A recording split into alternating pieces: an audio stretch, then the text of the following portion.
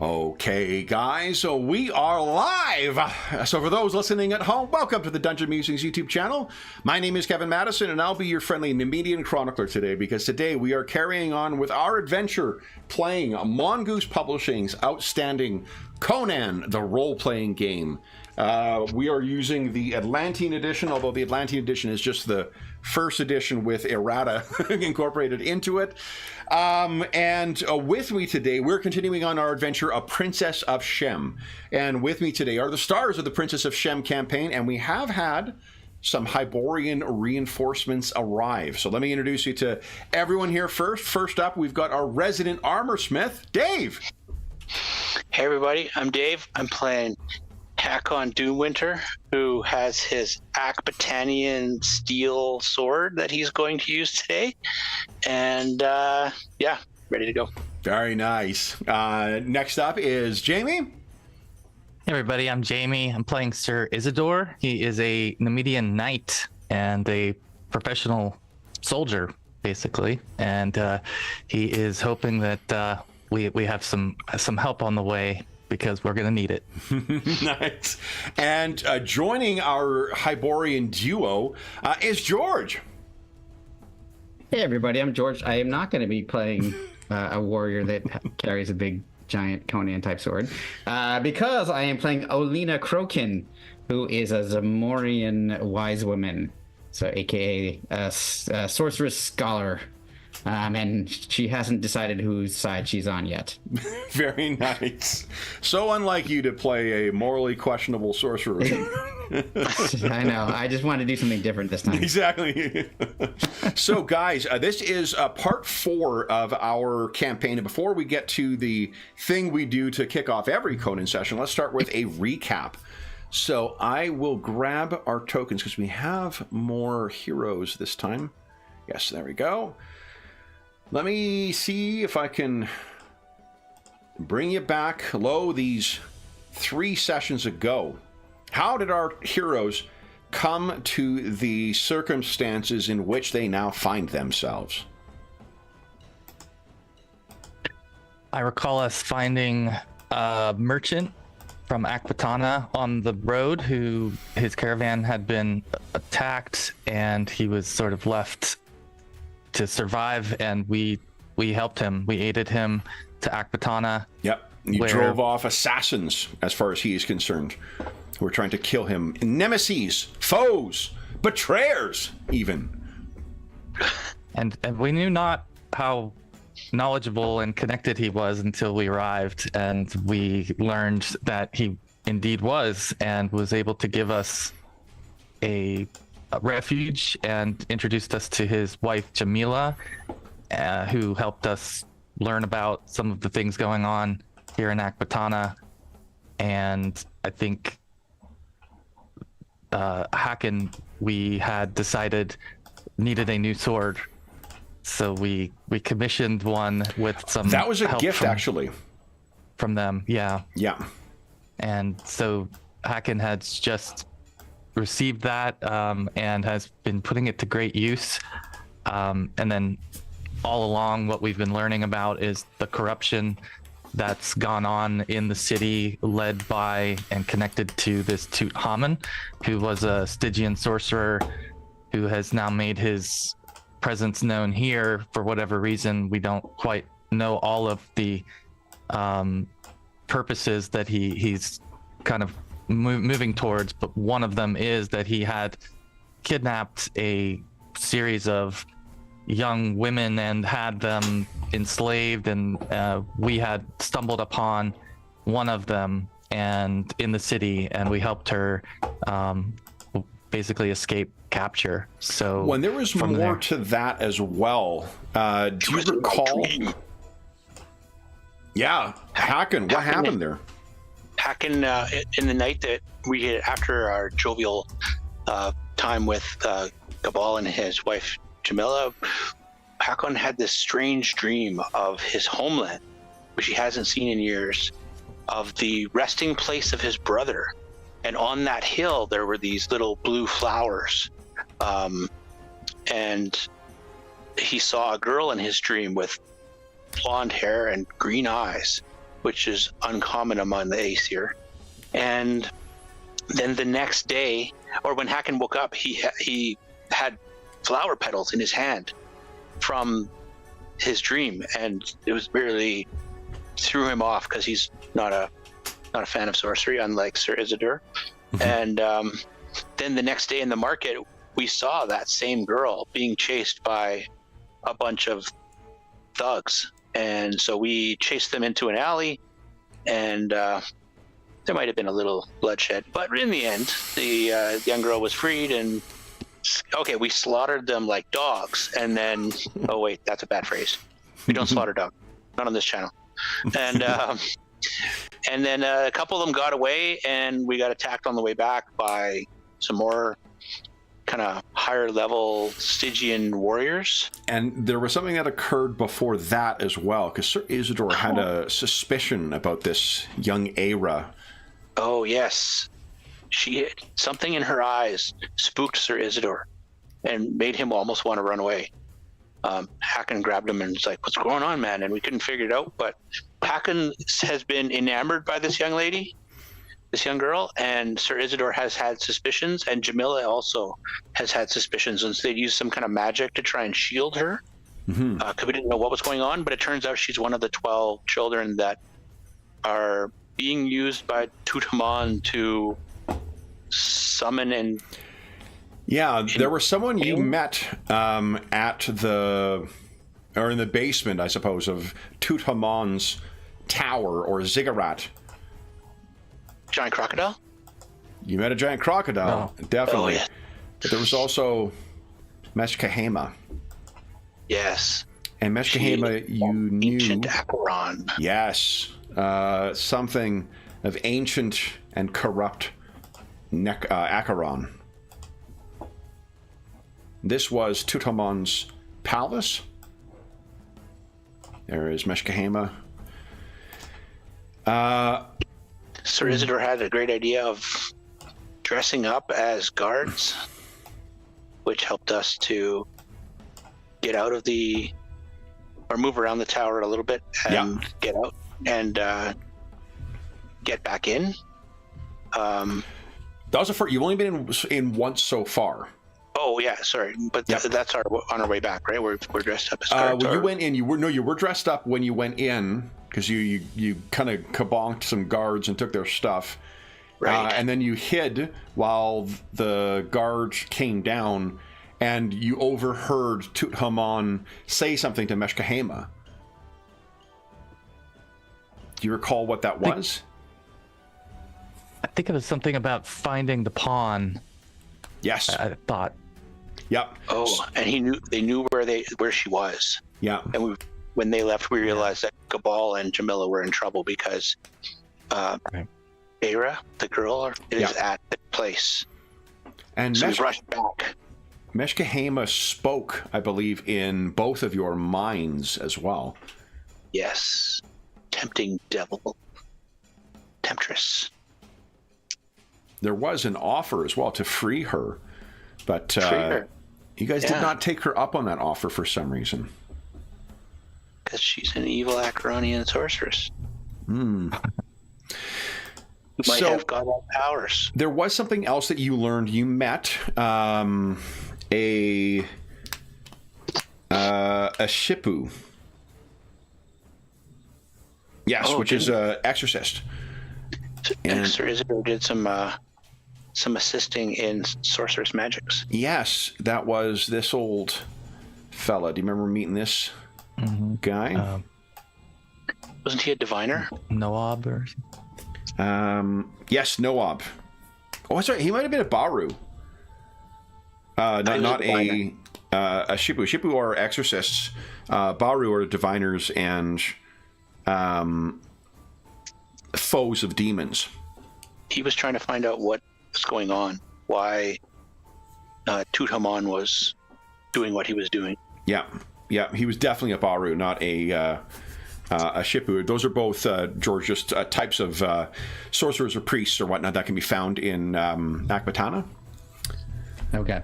And he was an ally of Jamila. So you guys made your way back to the home of Gabal and Jamila. What did you guys find there? Much slaughter and bloodshed.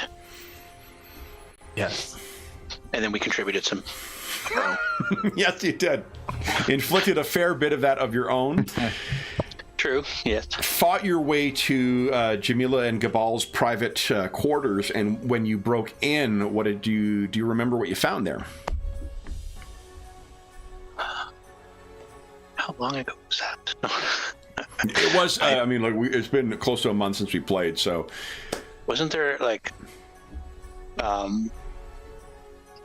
we think the Stygian or the Acheronian was speaking through Era or something? There was a whole bunch of slaughtered minions of Tutankhamun that were in here, and you found Jamila terrified of Era. And then I believe, Sir Isidore, you used those flowers and some rudimentary exorcism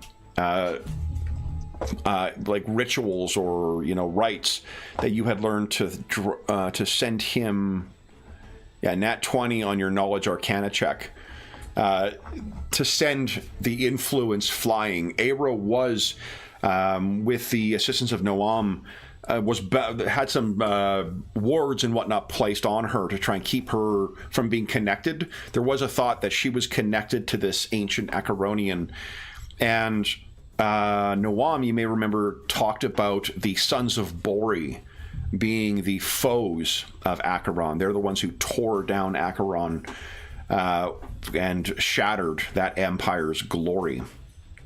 I say glory, but the idea that technically the Hyperboreans, so the Nemedians, the Aquilonians, they are all technically the Sons of Bori as well. But the ones who are the most purely connected or without any kind of mix of blood, I suppose, is all sounding very fucking eugenicist, but the source material. The truest kind of source of the Sons of Bori are the Northlanders and the Nordheimers. And as such, it may not have been a surprise that you found 12 Vanheim or Vanir and Aesir children seemingly around and binding this entity, whatever Meshkahema is. We ended with Sir Isidore freeing Aera from that most recent connection, and I believe you guys were planning on something else happening. Now, before we jump back in, we need to do what we do at the start of every Conan session, and that is an invocation of the Nemedian Chronicles.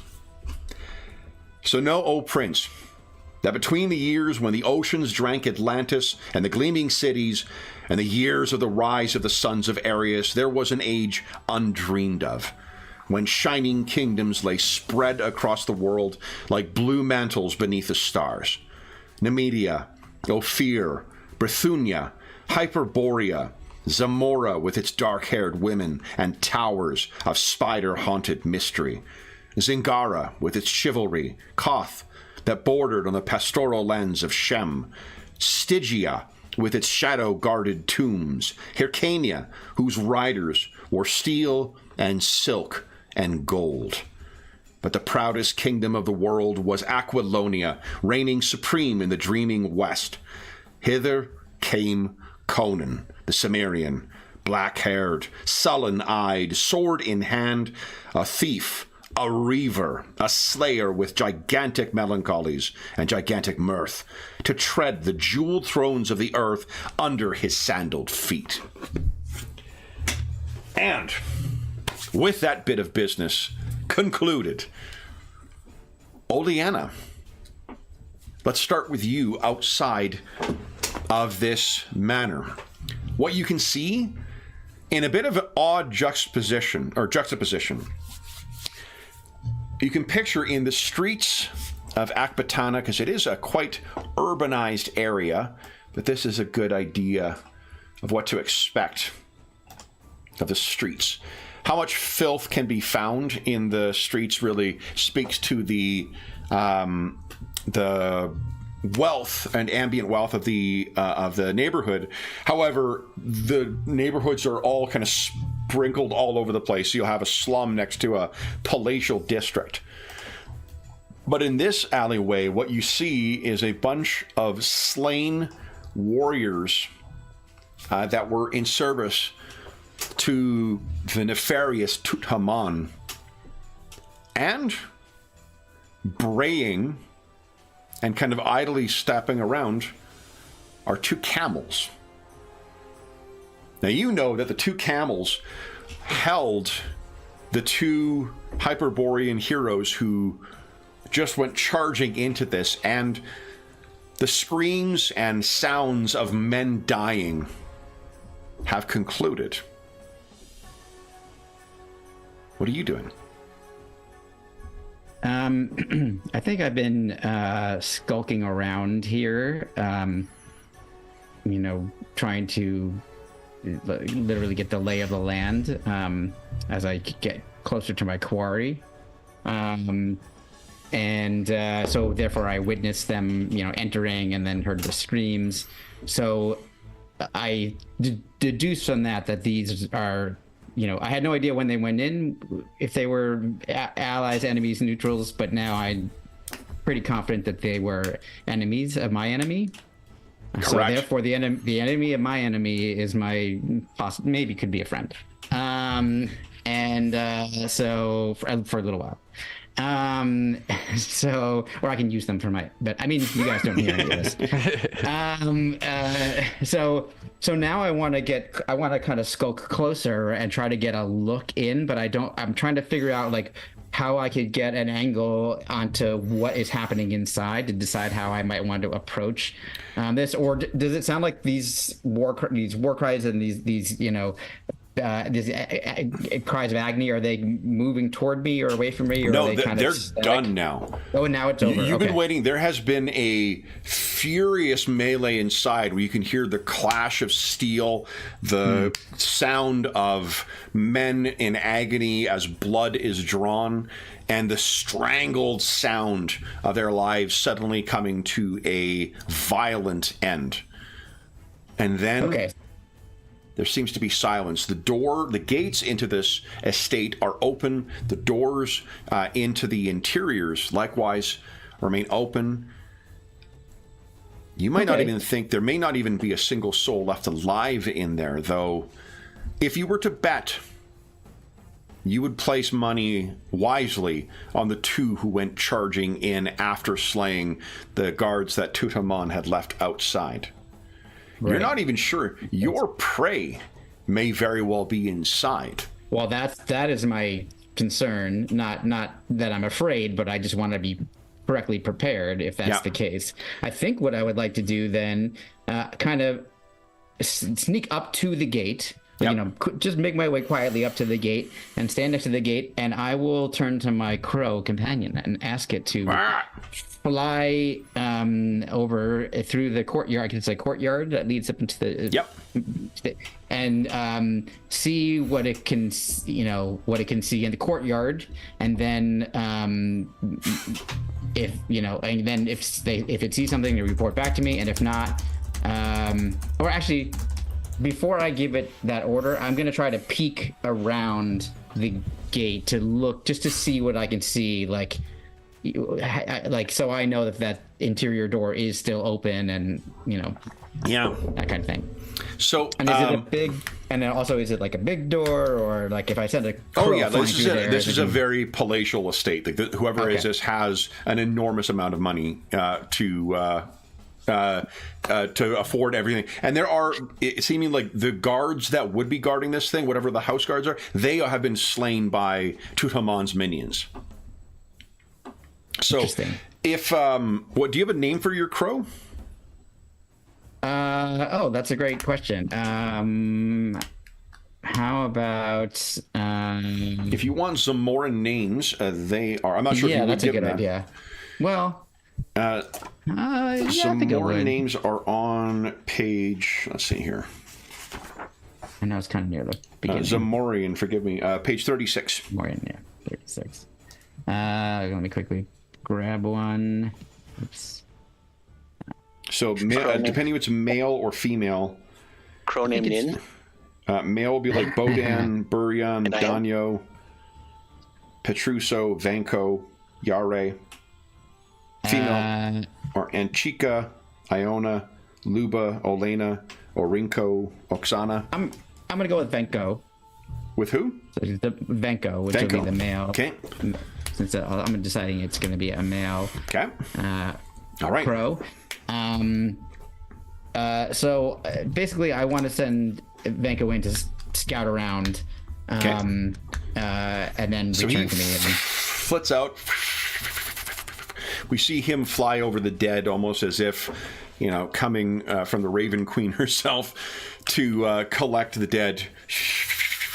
Lands back down, and while there are some delicious-looking eyeballs to feast on in there are no living creatures. Okay. Give us a D20 roll, though. Okay.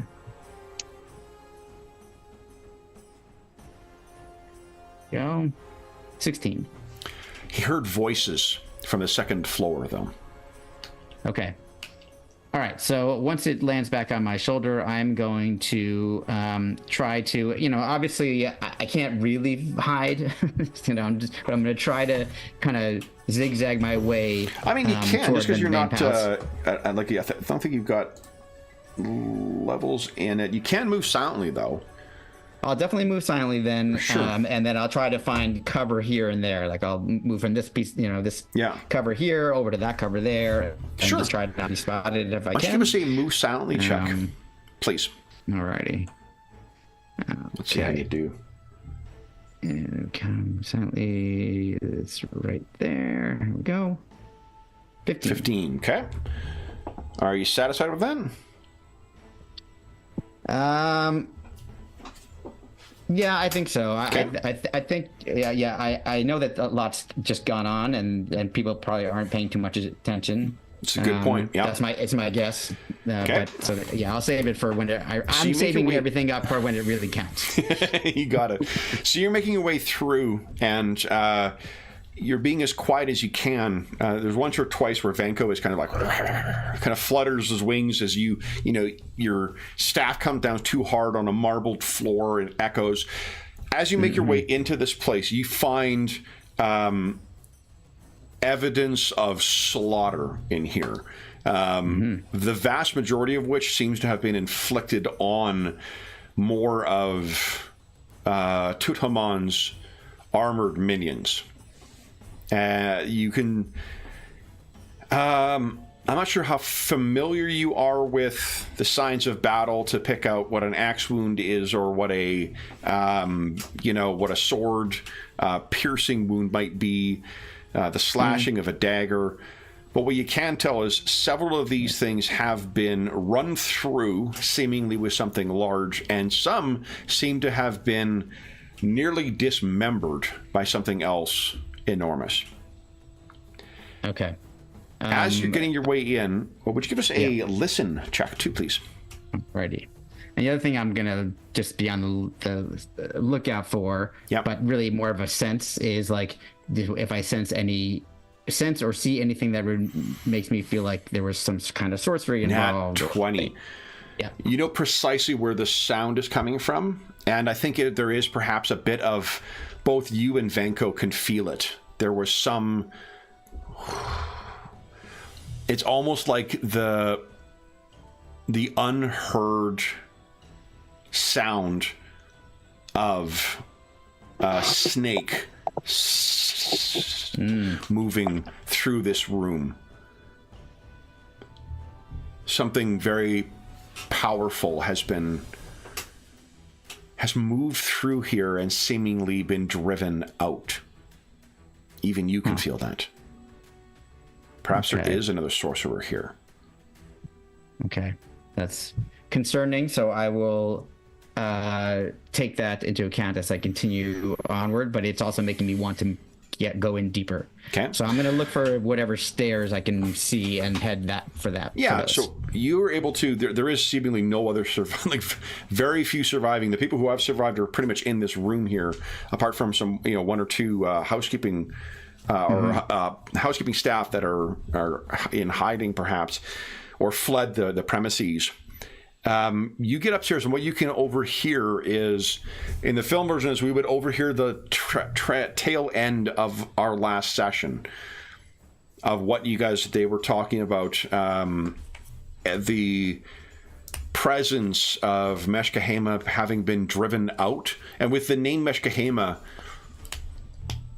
I think that you need not make a roll. Like, you don't, well, give us a knowledge arcana roll. Let's see. I'm curious and to also see. I can make either that, or I have a class ability called Knowledge is Power. Oh yeah, your sorcerer's knowledge ability. Yeah. Yeah, and one of the things I can know about is relevant information about local notable people. Yes, so you could. Either of those knowledge arcana would tell us your knowledge of that spell. You can roll both, to be honest. Okay, sure. So let's do that. Sure. Yeah, start with Arcana. Okay. I always forget, going back to 3rd edition, that it's knowledge first. Oh, yeah. For all that. Yeah. All right, so 16 on the knowledge. I would have loved to have been in the room where everyone's like, guys, do we need the knowledge word on this? And everyone's like, we have it like 20 times. Well, we have, and then it does. I don't think so. So I think we could cut that out.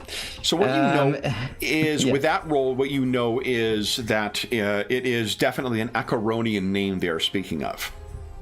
And that's interesting. Acheron, when its empire stood, most certainly covered the areas of Shem. Acheron was on the northern borders of Stygia. Mm-hmm. I also realize I'm physically incapable of not saying it like that. So I think you should be required to say it like that. So. Exactly. That'd be part of the DM's guide to playing this game. You gotta say it like, what's his name? Brett Burt? He was the sound designer. Who was because he's the one who's like, Stygian, the best. He was the one of the artists, right? He was one of the, I can't remember his name. Yeah, in that scene, yeah. Charles Voss? No. Anyway, yes, I know who I'm talking about, but yeah. Elevate home, you can look it up. But yeah, he's in that one little quick moment. Yeah. Of the movie. And then so my knowledge is power is local notable people, legendary items, and noteworthy places. Would any of those come into play here? Yeah, I think there's an intersection of those that definitely could come in here. What do you roll for that? Is it just intelligence plus your level? No, well, it's just it doesn't. I think what it is. I'm just so backwards engineering is my level plus my intelligence bonus. Yeah. So knowledge. Yeah. So yours is D20 plus 9. Yeah. DCs are set by the GM. Yeah. So I got a 19, compared to whatever DC you think. Okay. So then, what I'll tell you is, in the corners of the kind of one of the things that is quite common in Shem is dealing with demons. A lot of maladies in people's everyday lives are attributed to demons, great and small, and as such there's a really comprehensive understanding of the different types of forces from the outer dark that can bedevil even the most modest of lives. And one thing that leads is a lot of kind of gossip about the names of different things that are prominent here. And what you had heard in connection with Tot-Hamon is that he had been, not long ago, quite curious about the particulars of Acheronian binding. The Acheronians were formidable sorcerers, rivaled only, or surpassed perhaps only by the sorcerers of the Black Ring in fell Stygia. And as such, there was, that he's been looking into this stuff, and I think the name Meshkahema has come to you, and you know it is a very, very ancient name. The kind of thing that is only found on, you know, clay tablets in a dead tongue, buried in the ruins of a fallen city. It is something that has long been from this world and wisely should not be pulled in lest it bring ruin to all. And if it's heard that Meshkahema is somehow wrapped up in this fell sorcerer's plans, then it bodes ill for all in Akbatana.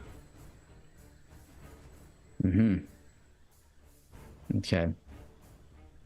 Do I know if the interest in demon binding is something new for Totamon, or is that something that's always been part of his? Demonology and necromancy is sort of a standard interest among the sorcerers of the South.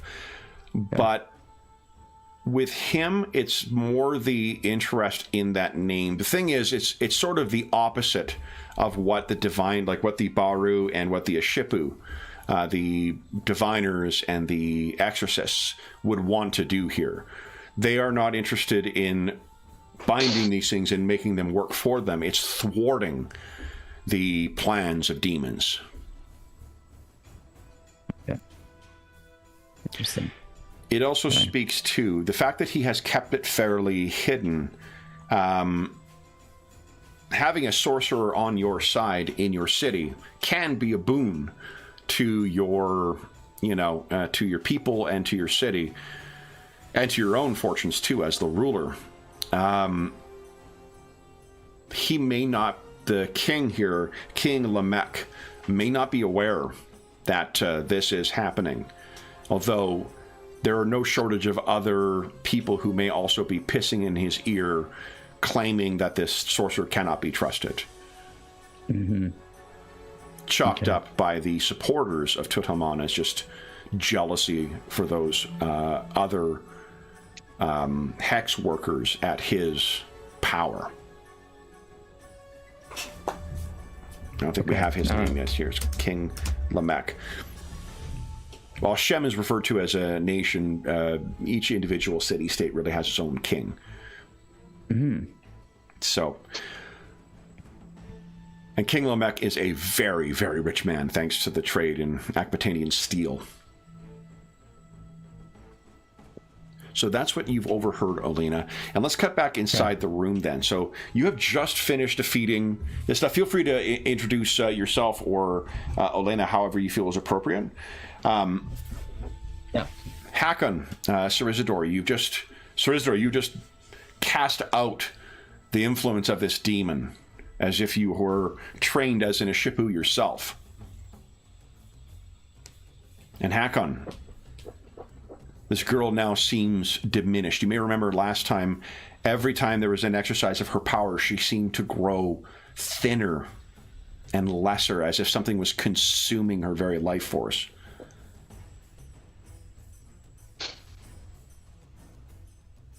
She's almost wasting away. Glad you stopped it, whatever was happening, Sir Isidore. I don't know how I did. You did something. See it. It's unlike any feeling I've had before. And Sir Isidore will take a closer look at Aira to see if he has the same sense when he looks at her, and what he's able to detect about how she's feeling. Yeah. Why don't you give us a... Look into her eyes again? Yeah, like either... I think what you're looking for is the presence. You're not trying to get a sense of her. You're getting a sense of whether there is anything unnatural, right? Yes. Yeah, so I think that's going to be Knowledge Arcana then, as opposed to Sense Motive. 23, nice. So when you look up, her eyes, like you can even see it now that you're close in, because I think you've looked in closely before. For this small frame, she's got to be 15 to 20 pounds lighter than what she was, which is bordering on skeletal at her weight. So this almost like unnaturally aged face looks up at yours, and in place of the horrible, timeless entity that you did spy in there, lurking in the depths of her mind before, all you see is a very scared and shocked into silence girl. So with relief, Sir Isidore will comfort the girl and let her know that she's free of this for now, and that we'll do everything in our power to keep you free. And you realize, Elaine, that whoever is speaking, that must have been the sorcerer who drove out whatever passed you. Uh-huh. I think I stand sort of up against the doorway, kind of just listening in for a moment to see just like what their conversation is, just what you guys were just saying. Mm-hmm. Then I'll just sort of step into the door frame, not enter the chamber fully, but just step into the door frame, and let my... Yeah, and I think the hairs on Hakon's neck are what presages your arrival. So you look over Hakon and you can see a woman, definitely not dressed like a Stygian, but also not dressed like a Shemitic woman. Right. Yeah. I think it's there's a crow there too that goes. The dark-haired features and dusky skin of Zamora. And as you kind of turn, and I could tell that you're all taken aback, but it doesn't seem to fluster her in any way. She obviously seems used to this kind of reaction from people in general. And Jamila says, she draws her dagger. Who are you? I am called Olina Crokin. I have come here seeking vengeance against perhaps a common enemy, but I see you have... I rolled a nat 20 on your reputation roll. So you say, this is where Jamila, her dagger kind of goes down a bit. She says, the Zamoran witch. Yes. Witch. And now the last of my coven. Though she is Zamoran, she was tutored by a nomadic Shemite tribe. Yes. That is. Hakon's got his sword up till he hasn't put it down. He looks over at Sir Isidore. He's like, so what do we do? Sister, what is your business is with the sorcerer, the Stygian, as well? Yes, he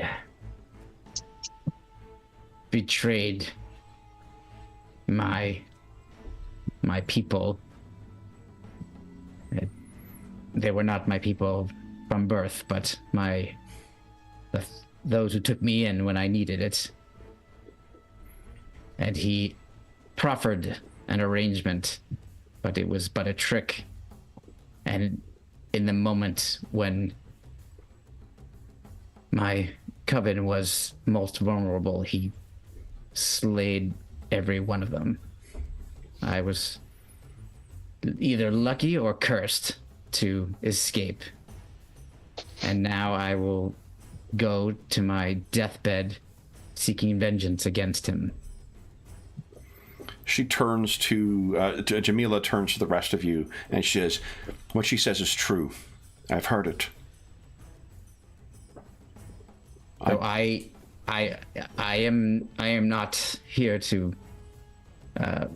raise arms against any of you. It seems, in fact, quite the opposite, that perhaps you may be seeking the destruction of this foul sorcerer as much as I am.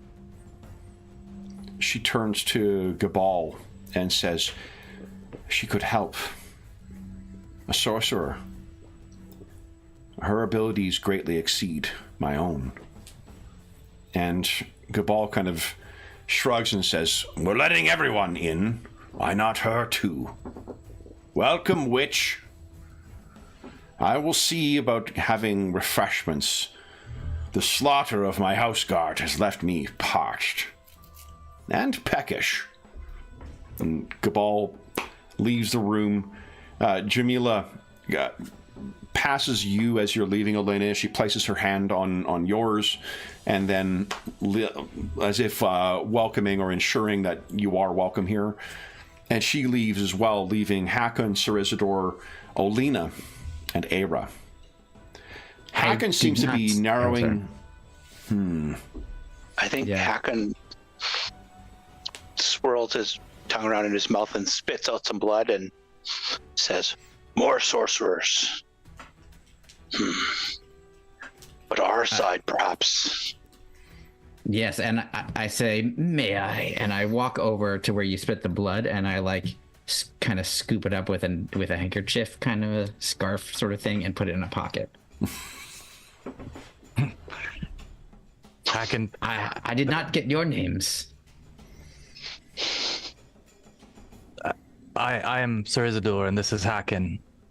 And you will forgive us if we are unsure of what brought you here, but any friend of Jamila and Gabal is a friend of ours.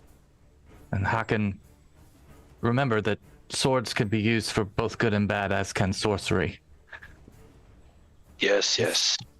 You tell me that, but I've seen more sorcery do evil than good. We have had more of that than good. I agree. I would agree with that sentiment as well. I have seen it myself. Perhaps Olina is here to help balance the scales. I shall use my destructive powers against those who are evil. He puts his sword away. And in doing so, I'll become more powerful than any sorceress alive! I'll take over the entire... Oh, sorry, whew. Oh, I don't know what came over me. I do a little Galadriel, with the ring moment. You will have a dark queen. No. But I turn to Sir Isidore and I say, you seem to have the air of sorcery about you. Am I correct? Just a hint, my lady. I have a passing interest. And I think you would probably notice that Sir Isidore sort of almost carries himself a little bit. He's almost got like an air of nobility in the way that he carries himself, almost has like a military background as well. He's kind of upright and formal in the way he carries himself, but he's not wearing much in the way that would give you the sense that he's still connected to the Numidians. And with that, he'll look at your crow on your shoulder with curiosity. And what is this creature you carry? This is Venko. He is a great ally, right, Venko? He is very good at scouting and performing small activities at distance for me. He shall aid us in what we need to do. He has been with me for quite some time. But I would not put your fingers near his beak. We will not. But Hakon and I are seeking answers and allies. So it is good to have you. I may have some answers, and I definitely can be an ally. I am looking forward to this arrangement we have formed here.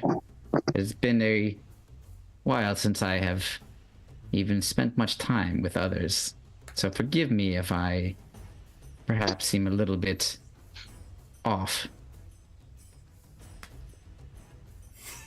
And And I think, you know, she's basically almost like the exact opposite of Sir Isidore, like where Sir Isidore has that kind of military air and that nobility. She's like, you know, like a street rat, like, you know, she's from the city of thieves. Like she's and she kind of is more slinking as opposed to like, you know, having that kind of military stance. So she's more like flexible and fluid.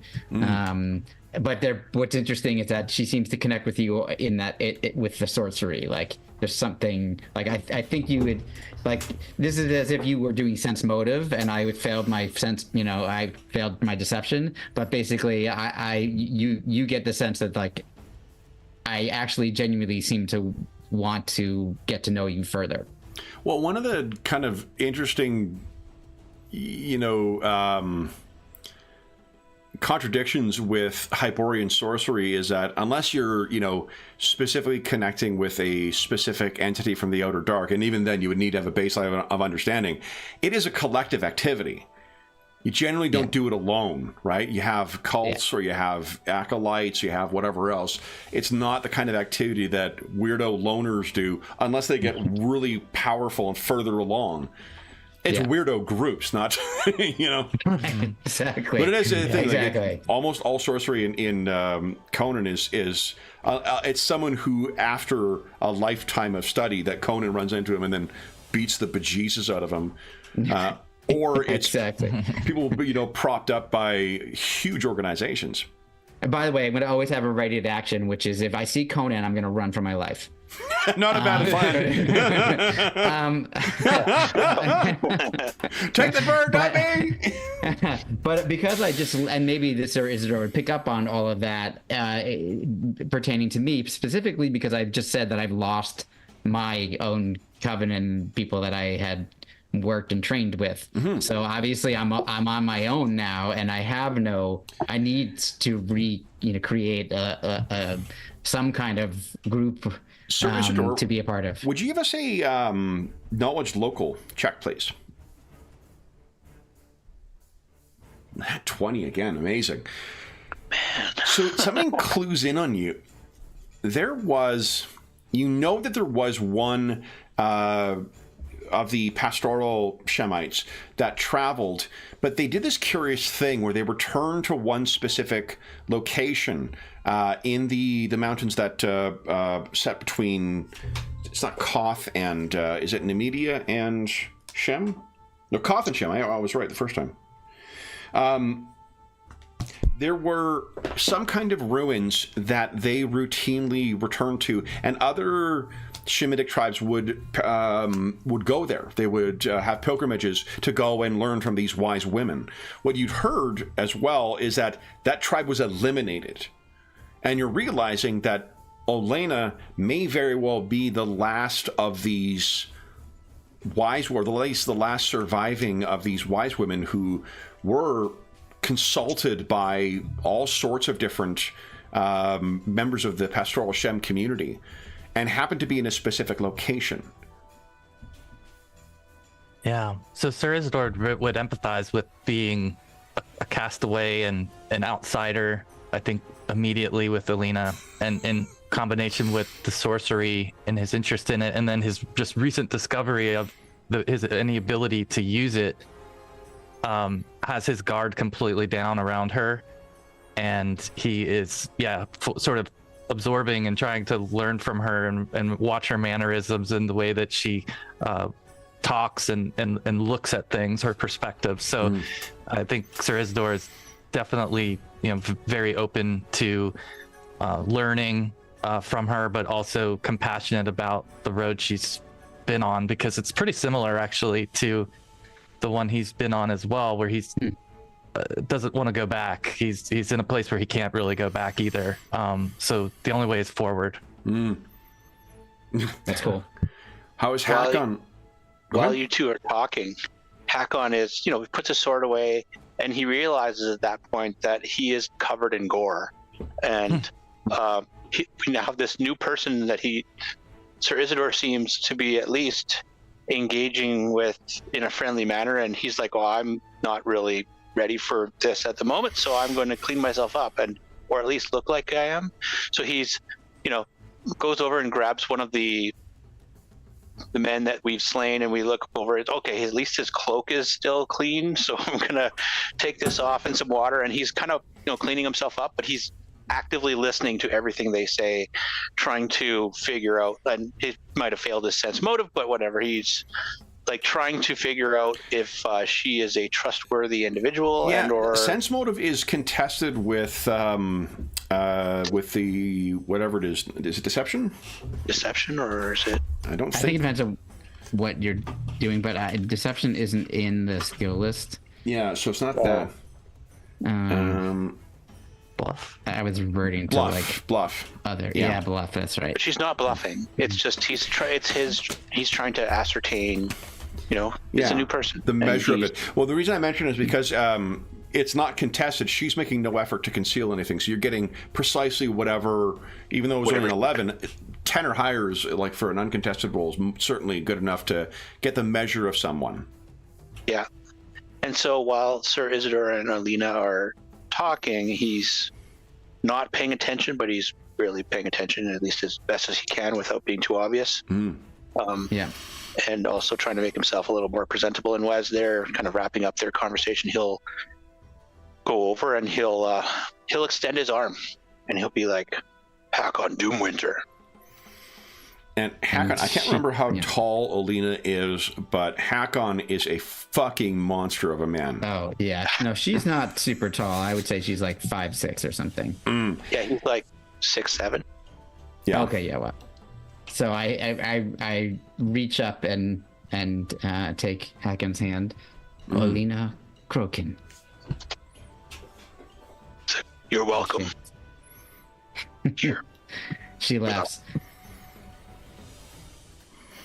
And I think you would pick up on because she's kind of,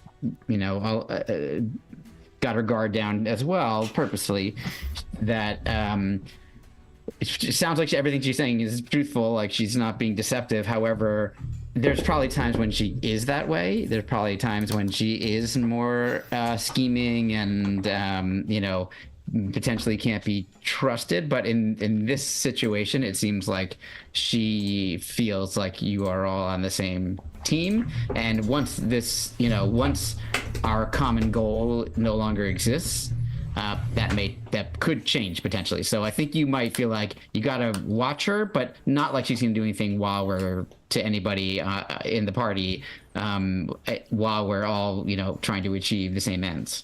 Hakon looks at your little friend on your shoulder. Is he on your shoulder still? Yeah. And he doesn't put his finger near his beak, but he's kind of like, hand in front of his face. Just, do you like snow? Are you saying it to the raven, to the crow? To the crow. Yeah. I think he squawks and then turns to Alina and gives another squawk with like a tilted head, and she says, he is new to dealing with avian allies. I think he's well-meaning. Does he like snow? I don't like snow. Oh well, We'll I think go nowhere. you may get along then. We'll go nowhere where there's snow. Are you not from? I thought you might be from the Northland. Am I mistaken? I am, and I shall not return. Mm-hmm. Except perhaps Interesting. when I am done my time here. We all seem to be united in the sense that we are vagabonds of a kind or another. Very interesting. Things happen in ways that we cannot see, but fate spins its weave, and things come together when you least expect it. Throwaways. Oh wait, castaways. Isn't that what you called it, Sir Isidore? We are. For now, our crows will fly together. Mm-hmm. I like that, and Venko squawks at that in a way it's clear that he liked what you said. We must do something about Tutaman. And soon Indeed. he will not He will recover quickly, I imagine. Though his men will not. He will not take this news lightly. Sure, our return will be different. Yes. So Well, it Alina would does not certainly be different know with me. of That's what I was Aira's gonna- connection to Meshkahema. Sorry, George, go ahead. I interrupted No, you. I was going to ask that that's exactly what I was going to ask. How is this? I've been hunting for this Stygian for quite a while, but seems like a new thread. What have you discovered about him and the connections here? Can we just, like, metagame conversation that? Because that's a lot of information. Could to be a lot of role-playing. I know. Yeah, the only thing I'm interested in hearing is what your character's perspective on Meshkahema is, and what your understanding of her relationship to the other 11 children that are held there.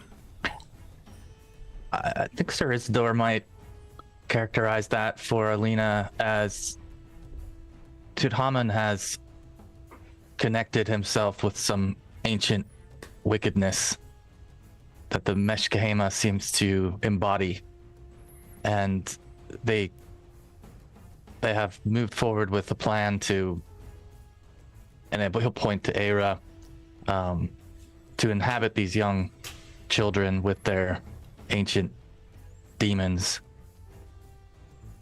I know not what his long-term plan is, but power seems to be a part of it. Yes, that fits with what I know of his aims in terms He of needs power. the girl. Sorry, George. No, that was it. Said he needs the girl. He will not give her back. This Meshkahema, she spoke to me in my mind.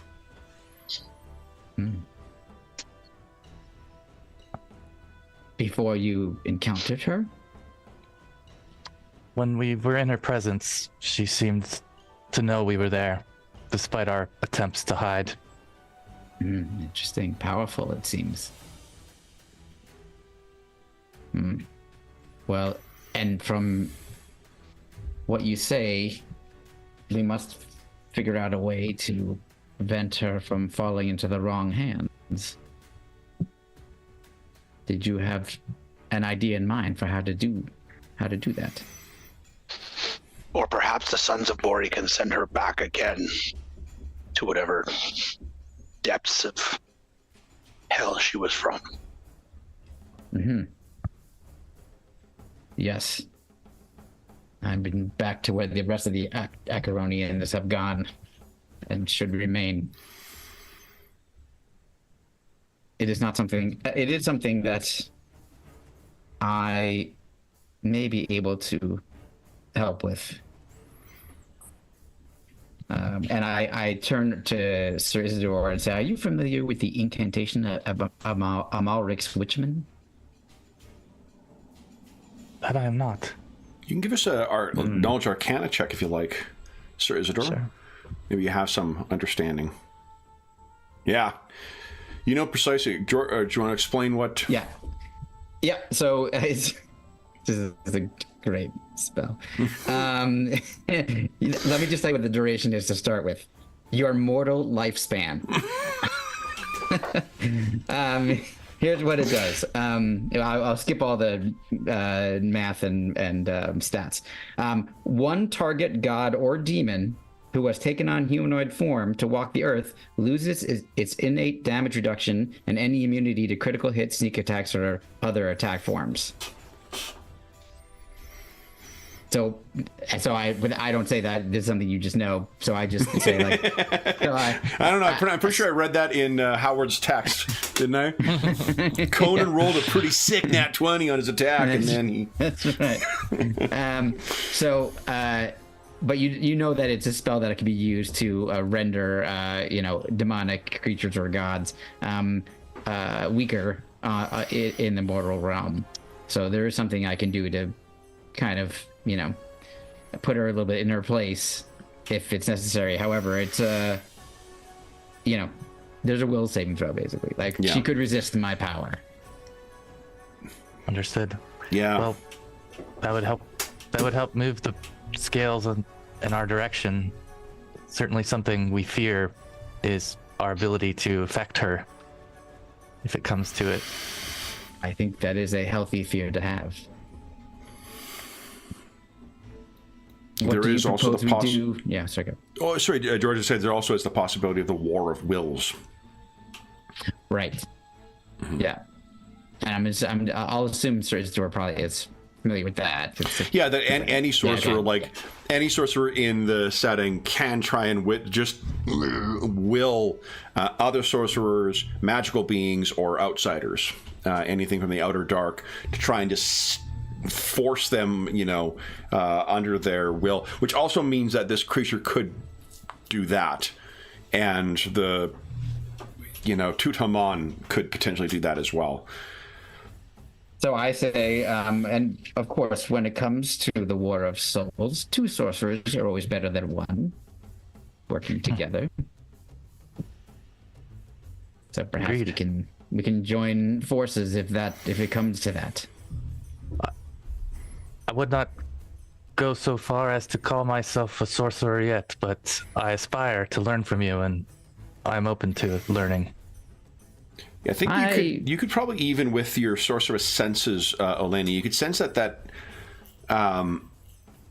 the sort of pushback that you would get for someone who has power points, right? It's not there with Sir Isidore as of yet. Interesting. Yeah. Okay.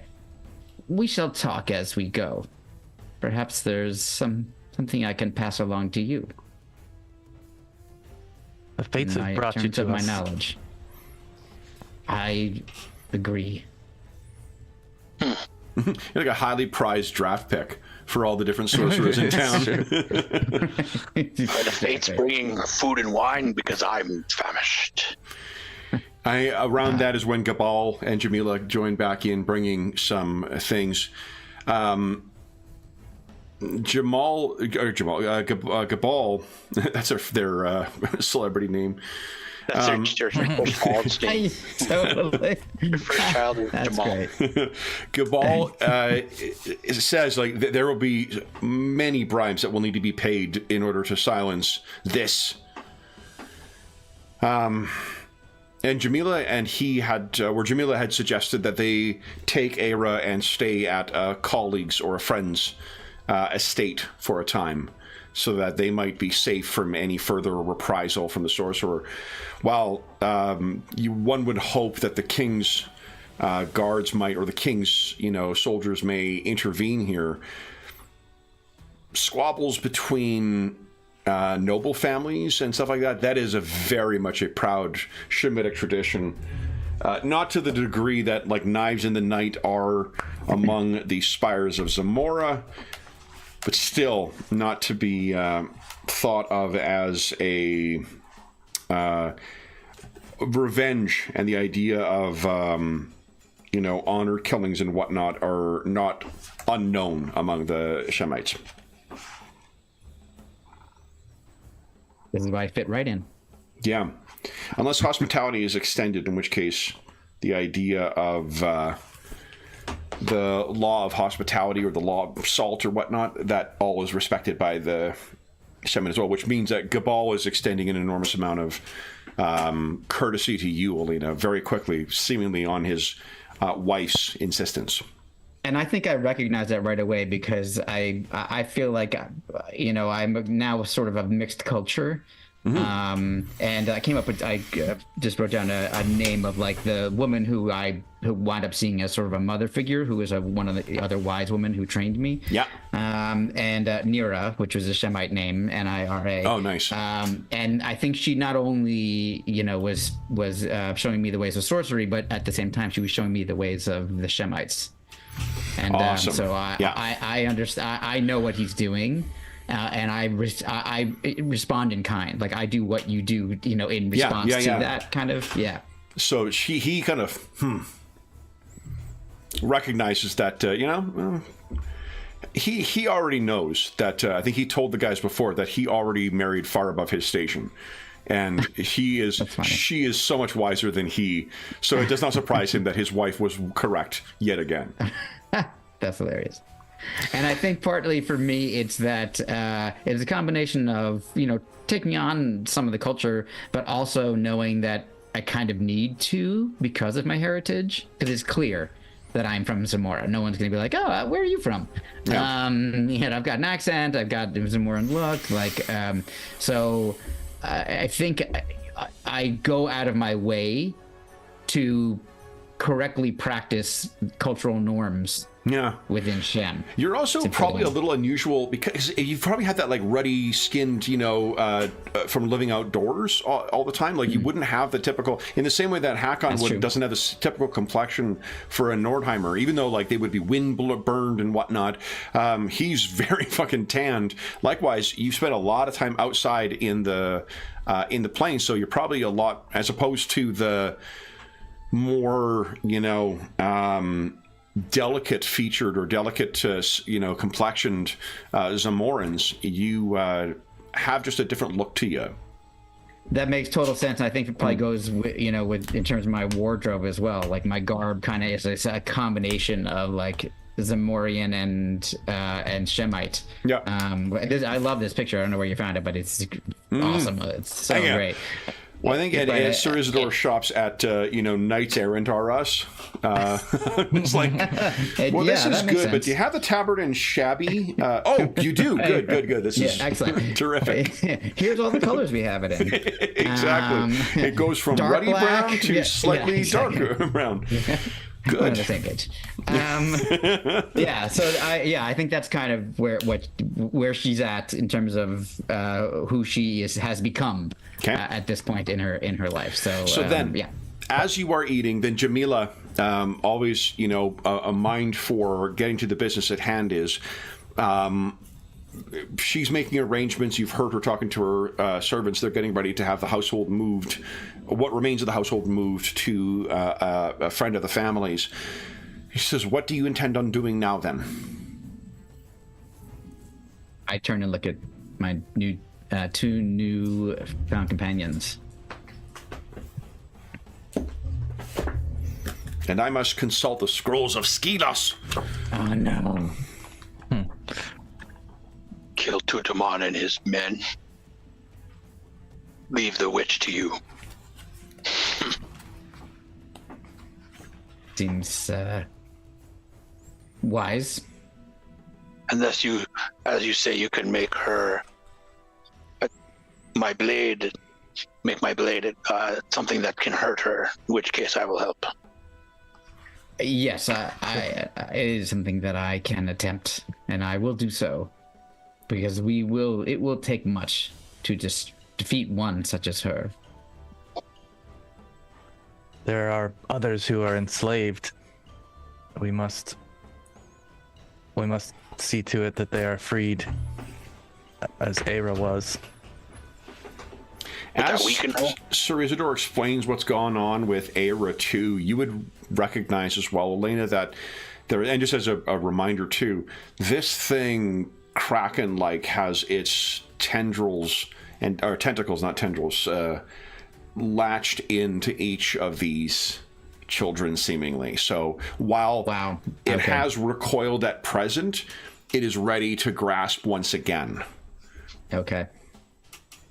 Yeah. I think her comment when that's explained is like, yes, it seems it is something from the outer dark. It seems, or perhaps something I have never heard of before, but whatever it is, we know it's incredibly powerful. Well, what you can think of too is that given that it is presumably the sons of Bori who cast down Meshkahema's former masters all those centuries, if not millennia past, it's had all that time to think about how it might use those weaknesses against them. So there may very well be an element of, intended poetic revenge from the perspective of a blasphemous, entity from the outer dark. But it does leave a lot of children at risk here for... Well, it seems we face a formidable enemy, and very bad odds. I am excited. Out of here. Yeah. I'm gone. See See ya. you later. Yeah. Join you next session after you're done. I try to ride I try to ride my crow out. Get my mind right. Do you know where we can find him? That we do. To his temple. We've Very been good. inside. You've been inside, and he is currently there. He was as we last knew it. Jamila says, is your foe the sorcerer, the demon, or both? That is an excellent question. The sorcerer is my foe, but so is anyone who aids him. Or whom You think he this is using. entity serves him willingly?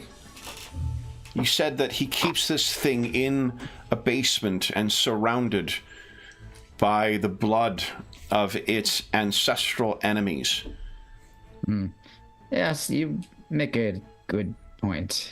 And wow, if this thing is truly a creature of Acheron, the Stygians are as much foes of the Acheronians in times of yore as what the sons of Bori were. The sons of Bori, from the legends, are simply the ones who cast them down.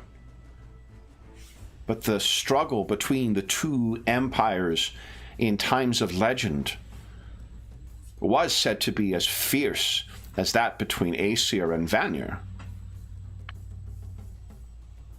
This is all very true. Let us hope that that rift still exists and they are not allied. That will make our jobs easier, it seems. Is there not value that can come from exploiting such a potential rift? Oh, once again, it comes to my mind that the enemy of my enemy is my friend.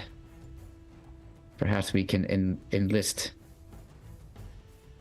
the power of a demon to help us destroy the sorcerer. But And then destroy the demon. would that not leave the children at its mercy? She almost is like, well, Yeah, that sounds like, that's all it costs. Oh, Couple right, kids? hold on. All right. Yeah. Life sucks, man. No. She looks over at the whiteboard and she sees like job 1, free children, job 2, defeat sorcerer, and she's like, I could have sworn you guys put those in the reverse order. Yeah, exactly. I think she gets a little bit quiet, and partially because she doesn't. Yeah. That is not higher on her priority list. Yeah, yeah. But What about I think she Cerizador and would Hacken? guess that that they might have a different attitude. Save the children. Sir Isidore would have been visibly, I think, upset by what happened to Era, having seen her being controlled against her will in some ways. And I think he's definitely wanting to free them as much as he is expelling Tutankhamun. So while But Meshkema isn't necessarily like a target because he's not clear on how she, came into the picture and, how much is her doing versus Tutankhamun's. Well, the connection that you have felt thus far, what has it been with? You mean with, it's been with like that the Acheronian spirit that was within Era. Right, and what is that? It's Meshkahema, is it not? Meshkahema, yeah. So that's what you felt with that. What did you feel when you looked in her eyes the first time? After freeing her from those pursuers outside of the steel market. Yeah, there was something that was controlling, something present, I should say. I don't know, controlling is the right word, but something present in her eyes that made it so that she wasn't in control of her will completely. Yeah. Likewise, Meshkahema. So if we destroy Meshkahema, perhaps that's the key to freeing the children? The Kraken that you have described, its tentacles in each of these things, the root of that is the Acheronian spirit. It may very well be, may have been a working of the sorcerer to create that bond, because in theory, the blood of Bori should have control over Acheron because of the weird kind of ancestral echo that exists in Hyborian magics. In the same way that the blood of Atlanteans can serve, or like the descendants of Atlanteans by way of the Cimmerians can still serve as foes, or viewed as foes by some.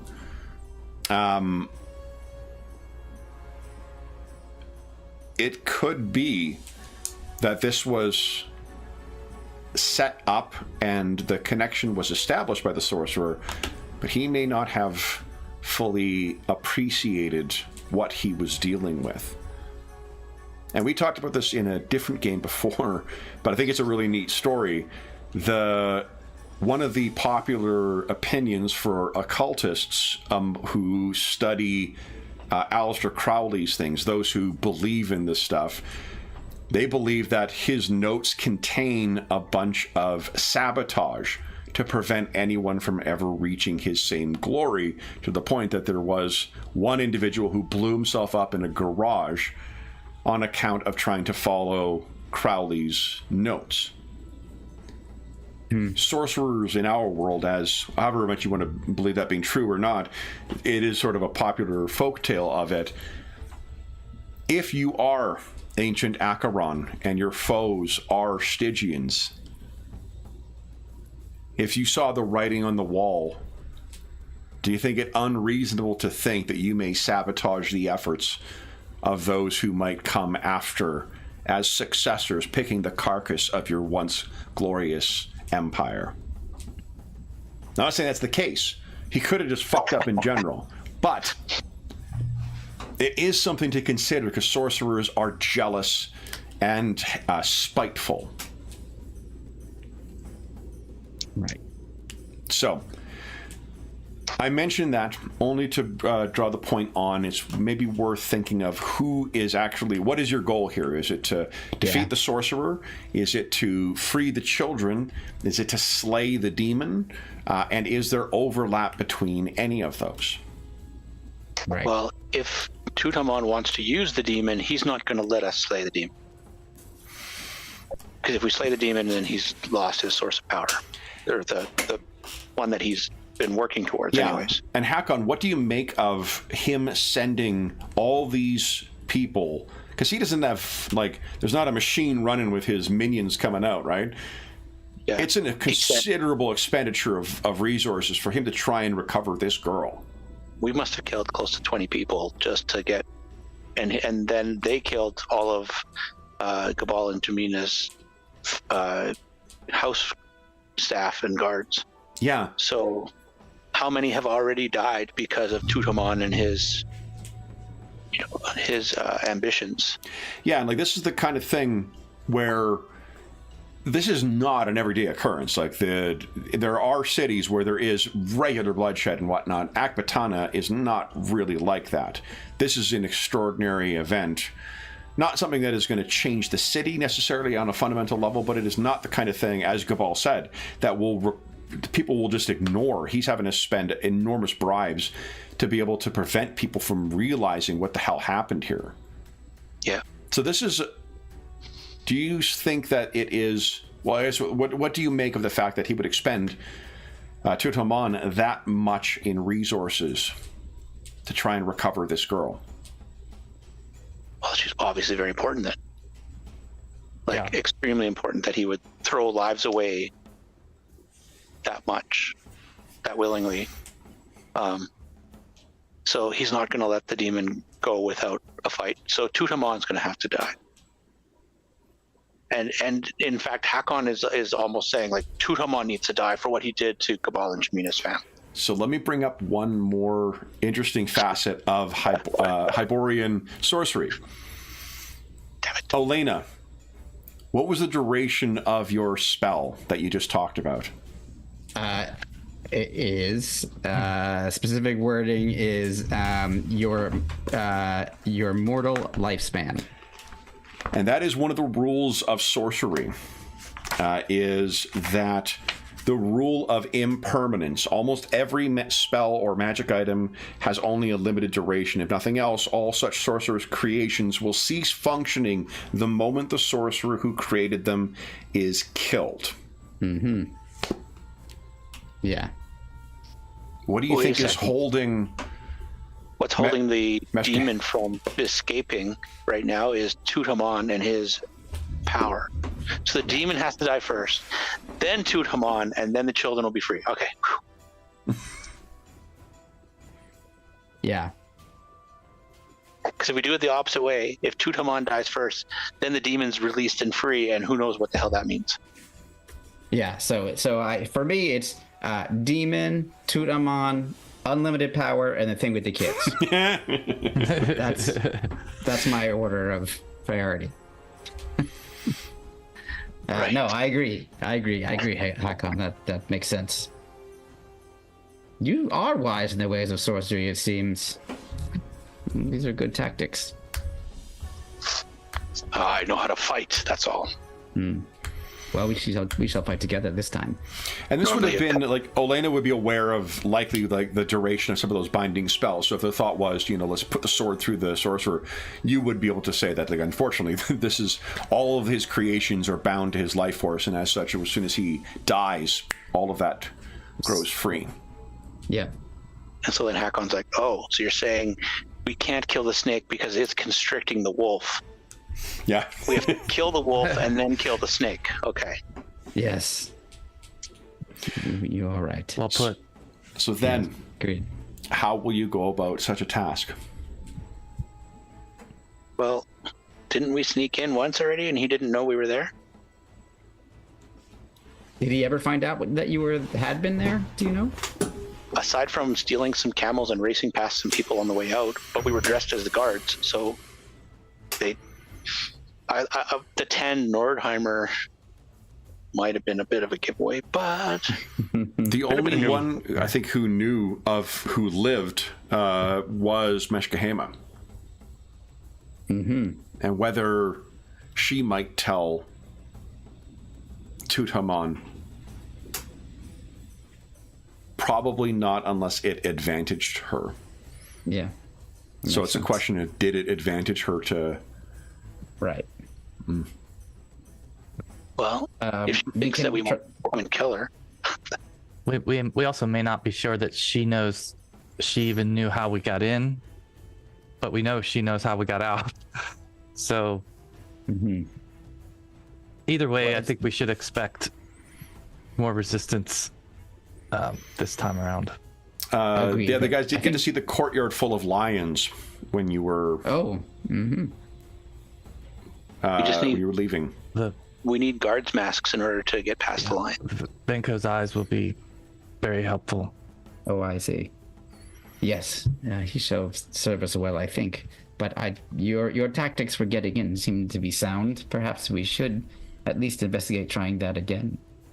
We cannot, if we expend too much of our resources, I can at least say that about myself anyway, before we even reach our targets, there won't be much that I can do against them.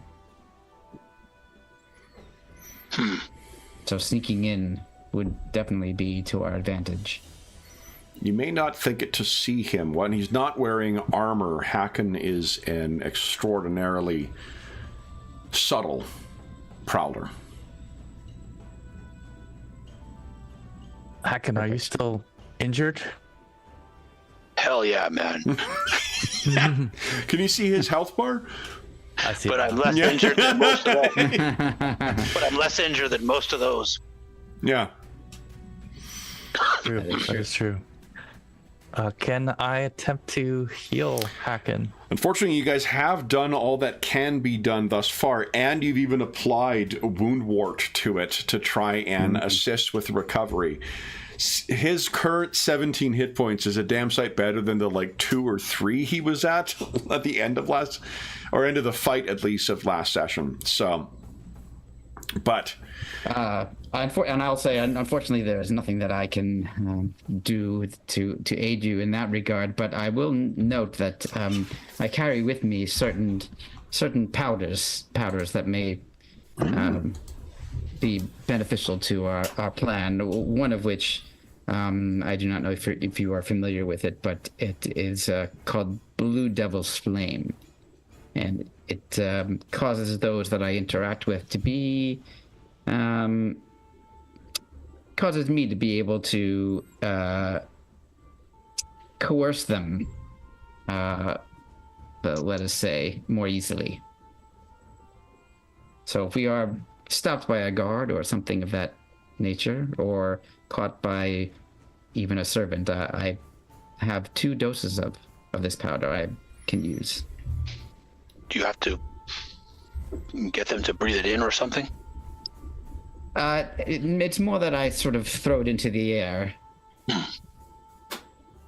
I'll make sure to step back when I see you reaching for your powder. Yes, that is a good. Perhaps I shall stand behind a very large object, and I look at Hakon. While we are emptying our pockets of things, I should also show you this. And Sir Isidore will pull out the stone that Noam gave him, that shows him. It points him or helps him sense where the god's room is, from what I recall. So that's sort of the way that that's what we were using to help guide us to the location. Mm-hmm. That's awesome. There may have been a dead jailer and a dead crocodile on the way in. They might have noticed that. Mm-hmm. Yeah. I would Morbid think. breadcrumbs leading back to how you got in. So Somehow the smell's gotten worse. yeah. Yes, it might not be as easy to get in the same way. True. Agreed. True. Perhaps we approach and use our resources to determine which would be the best way to gain entry. Plans fail every time anyways. Might as well just do whatever that we do. That's a healthy attitude. Hakon's theory of strategy. I like it. Hasn't failed you so far. So why don't we do this, guys? We'll take our mid-session break right now. Okay. Because we're already at the mid-session. We're past it, to be honest. And then we will come back and see what you guys decide to do to get back into the Sorcerer Tutamon's lair. So for those listening at home, we'll be back in about 5 minutes.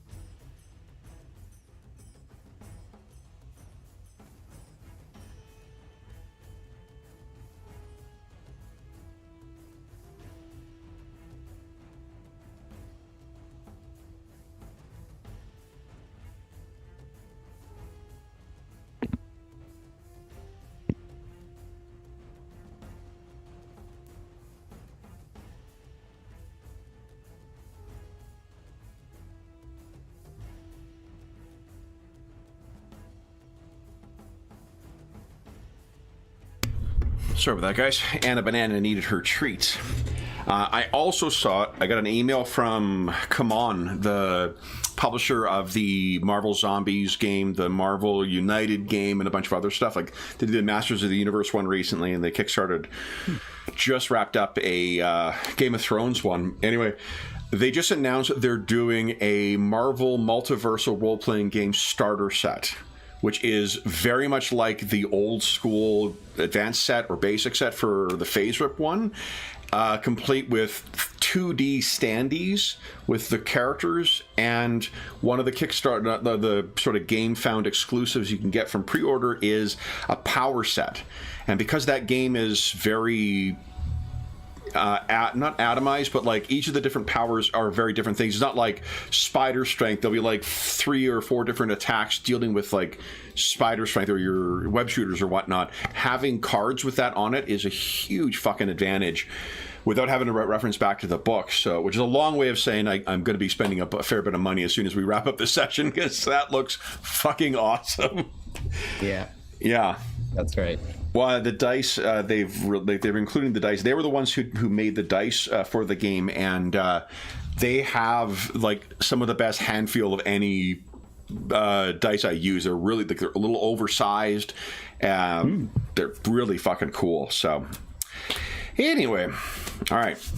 It counts as a crossover because Conan has twice been in the Marvel Universe, so that counts as a crossover for this. That's true. Yeah. So then, picking back up for this, so as the day is waning down towards late afternoon and coming towards evening, one of the curious things is there does not seem to be any further follow-up.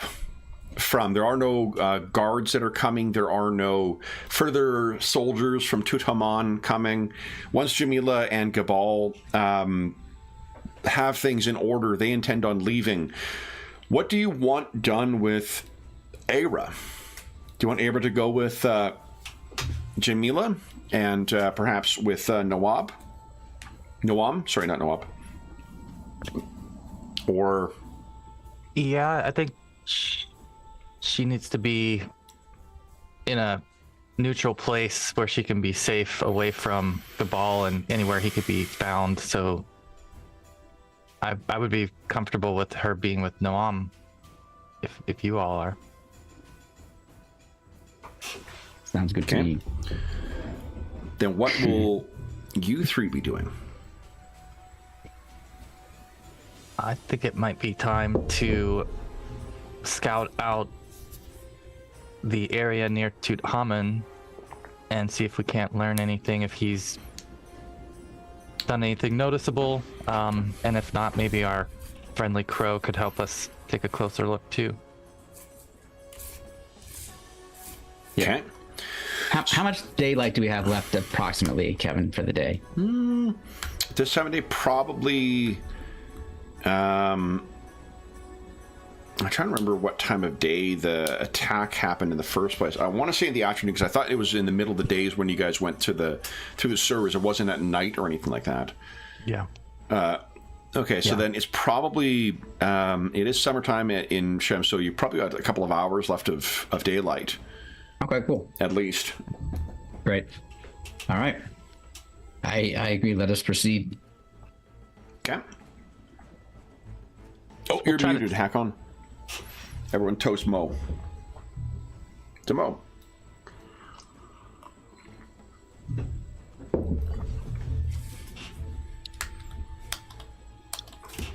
We'll take a maybe try to take a less traveled path.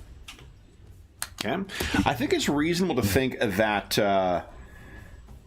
Olina may have done some legwork beforehand too. Yeah, that makes sense to me. Scouting out Tutankhamun's place. Yeah, you could use maybe knowledge local or knowledge is power. Do that. I think you got the same bonus for each of those. Or you could actively try and track down further information that's more up to date using gather information. Right. I also have.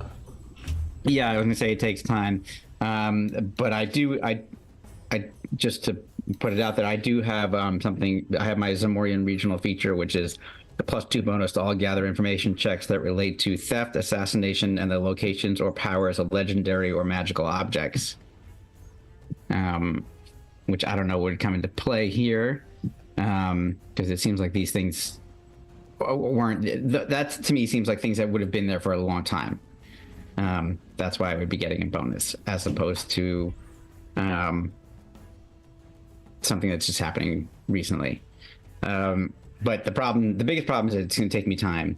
So I think I would use my knowledge as power to see if I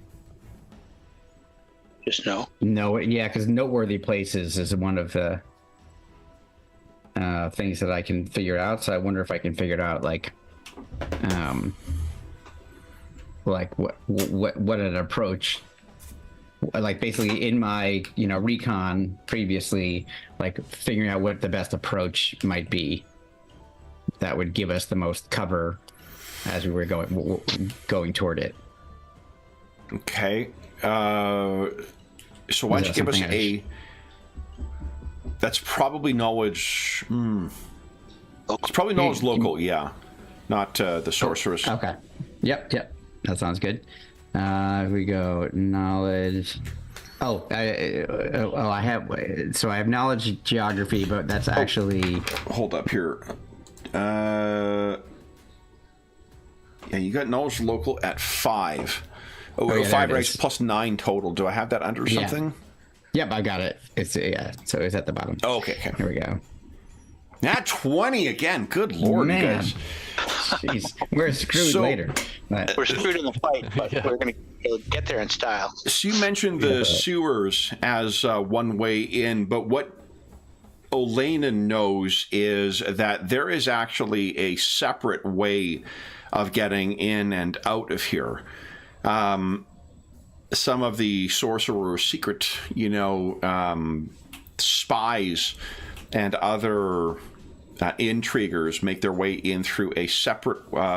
There is a house not far off from it that actually leads into. It seems to be a nondescript place in that neighborhood. But you know that individuals meeting with the sorcerer will be going in and out of there. It'll lead you into the palace, but you know not where that leads. But you know the sort of.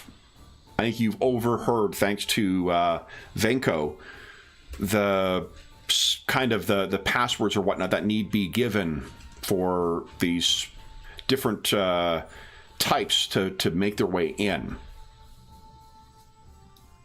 Okay. So even going as you're undescribed, like you may have been cooking up a plan to walk up, give the password, and get yourself in there once you felt capable of facing him.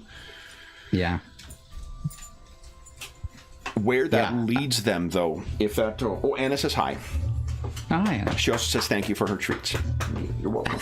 You're welcome, Goober. Well... She also says she's very sorry for what's about to happen to your heroes. Oh, goodness. Yeah, I know. You have She's some a big insight behind the softie. screen. Yeah, well, also that's the other... Which the other good implies thing. that you ran it by her and got her approval already. I truly, so I'm a merciful DM in comparison to her sensibilities. Right? So what... Never let it be said that pipples are gentle with their toys. What do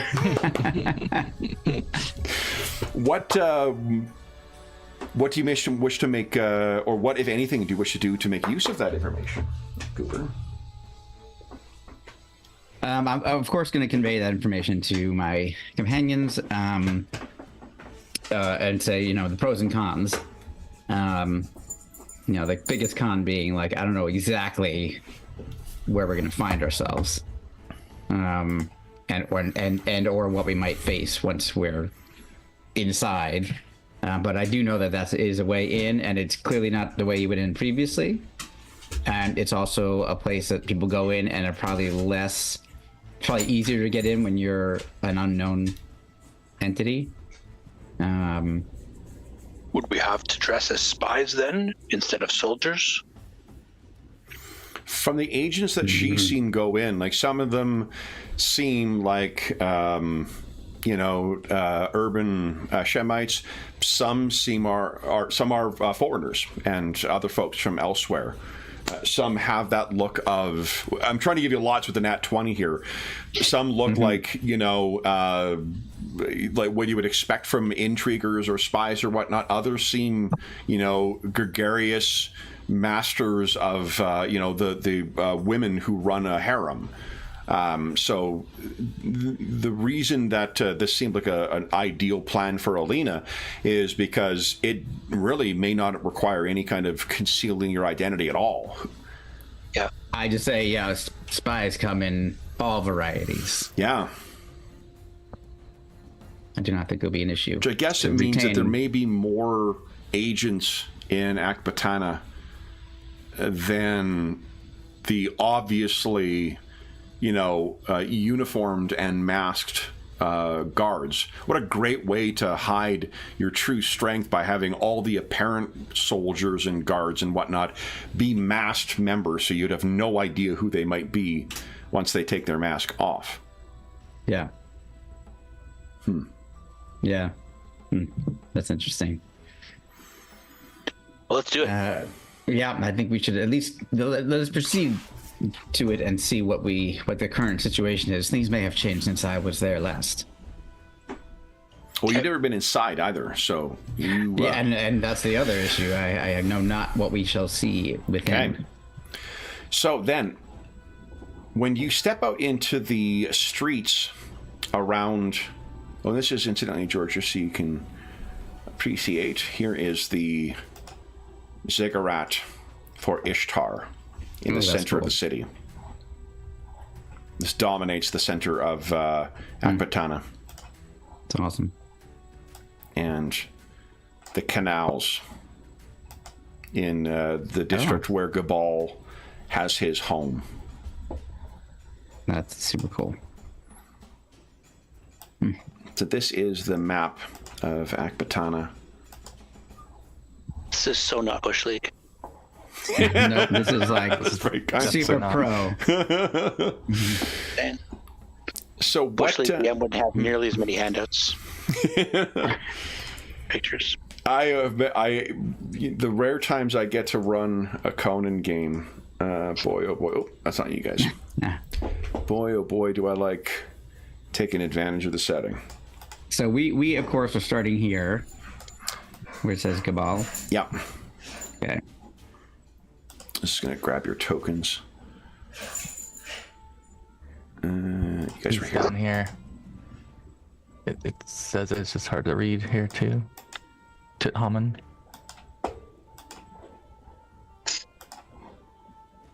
Yeah. And then bear with me a second here, I can tell you about the different districts, or at least the general districts. Where is it? Shem. Well, this is the second kind of mini campaign where I picked a location that isn't a typical place that I would set the adventures, and ended up just fucking loving the setting. So Warhammer Fantasy game is set in Solzenmund, and I would never have picked that. I wouldn't have thought to pick that as a location. Just sort of ended up being the place, and it turns out to be a really cool location. Ditto for Shem. Yeah. No, I 100% agree. Okay. So here we go. The sword districts are places where Akbatanian steel is worked. Wait, is that right? Okay. No, hold on. That might be wrong. I can tell you the Karum districts are places where there are caravanseries. There are avenues and narrow lanes where craftsmen live in a... Oh, no, that's not. That's the craftsman district, the Karum. Karum. Here, we'll start from the top. Sword districts. It's the forging of Akbatanian steel weapons, which takes place in those famous districts. The temple district is, I think, self-explanatory. The Karum wards 59 caravanseries, taverns, brothels, and inns can be found in the Karooms of Akbatana, as well as hundreds of Demgar stalls and small marketplaces. Karoom lies inside and outside each of the gates, save for the Ishtar Gate, which is mostly just a military fort. So that are the blue areas. The craftsman districts, which are interspersed throughout the slum wards, are about 11 acres combined, each stretching along the wide avenues and narrow lanes of the city, where craftsmen live in a spiderweb network of minor craft bazaars. That is the craftsman districts, and then there is the slum, which is self-explanatory.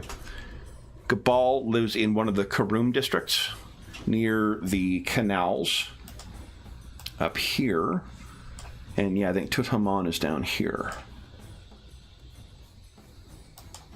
Which I think is just exactly what you said. How do you intend on making your way across the city? Is there any special concern you will take? Are you wearing that armor that you found, both of you?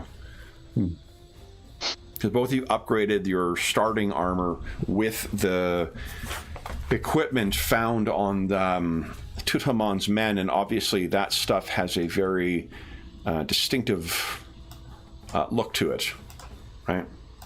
Yeah, I think at Elena's explanation of who's been coming and going, it might be better to look like a traveler more than a soldier. So I think that's the way that Sir Isidore will carry himself here. Okay.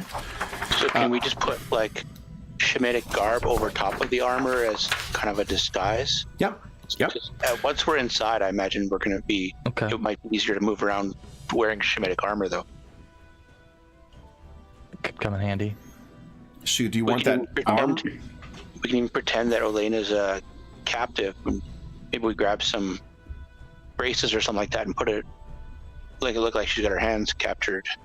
Olena goes, "Rah!" Yeah. No, hold on, Elena. I think I know what he's trying. She suddenly sounds like a Wookiee. Yeah. Yeah. Is this a light armor or heavier? I think it's medium armor. It is. Because I think we went through this last time. I think it's medium. Medium. Okay. Because... Here we go. Not Aqua 10 and... Here we go. Armor table.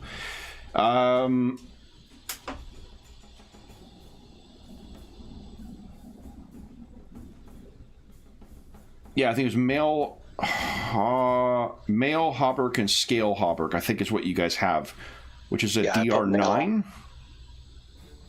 That's actually heavy armor. There's no medium armor in this game. 100% sorcery failure, minus 10 armor check penalty, but a DR9.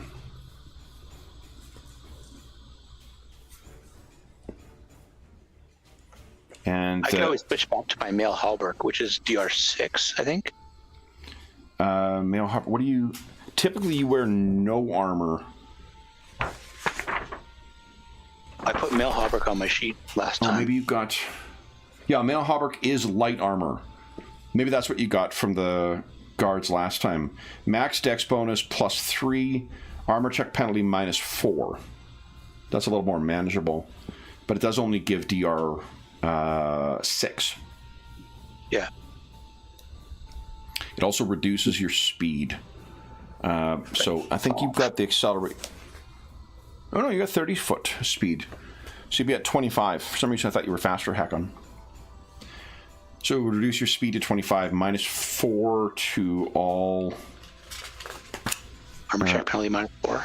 Yeah, and armor check penalties apply to balance, climb, escape artist, hide, jump, move silent, sleight of hand, and tumble. Does it do that automatically? I don't think so on this sheet, no. Unless there might be a place to put your armor check penalty, and then it'll apply across to the appropriate ones. I put it in the armor check penalty column under my halberd, but... Oh, then it should... So what does it apply to? I'll just do a test. Yeah. It applies to... well, definitely move silent. Okay, then I'll do a move silent check just for fun. Let's see what shows up here. Check math.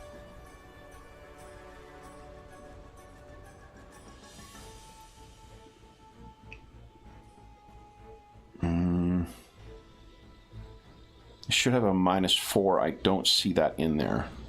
No. So it seems like it doesn't include that. Does it prompt for modifiers? No. No, okay. So which ones are they? I can... Sure. It is... Climb.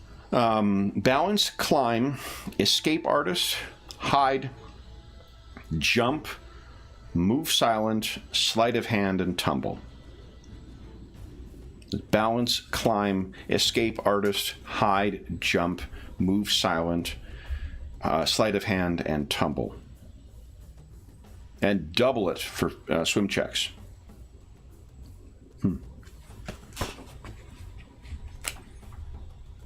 That's actually -20 for heavy armor. I'm okay with that. So then, if you are making your way across the city, what we can do is bring you over to the outskirts of Tutamon's ziggurat. Somewhere within is Meshkahema.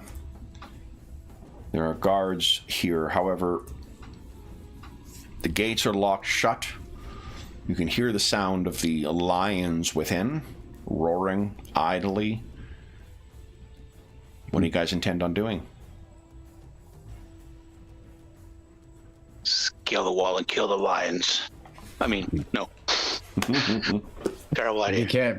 Be careful. We have something similar to this where I come from, called the Tower of the Elephant. Those lions are deadly. Is it also like around this number of people, populace, like moving around?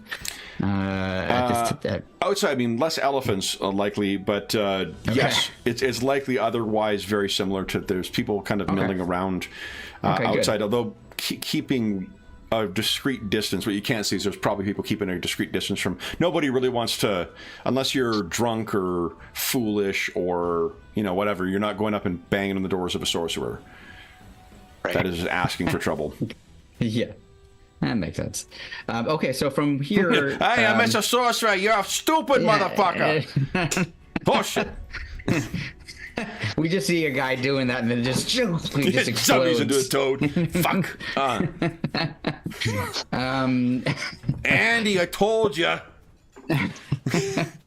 Anyway. Oh my god. It's in New York anymore. Yeah. What? Could be the Monty Python version of Conan.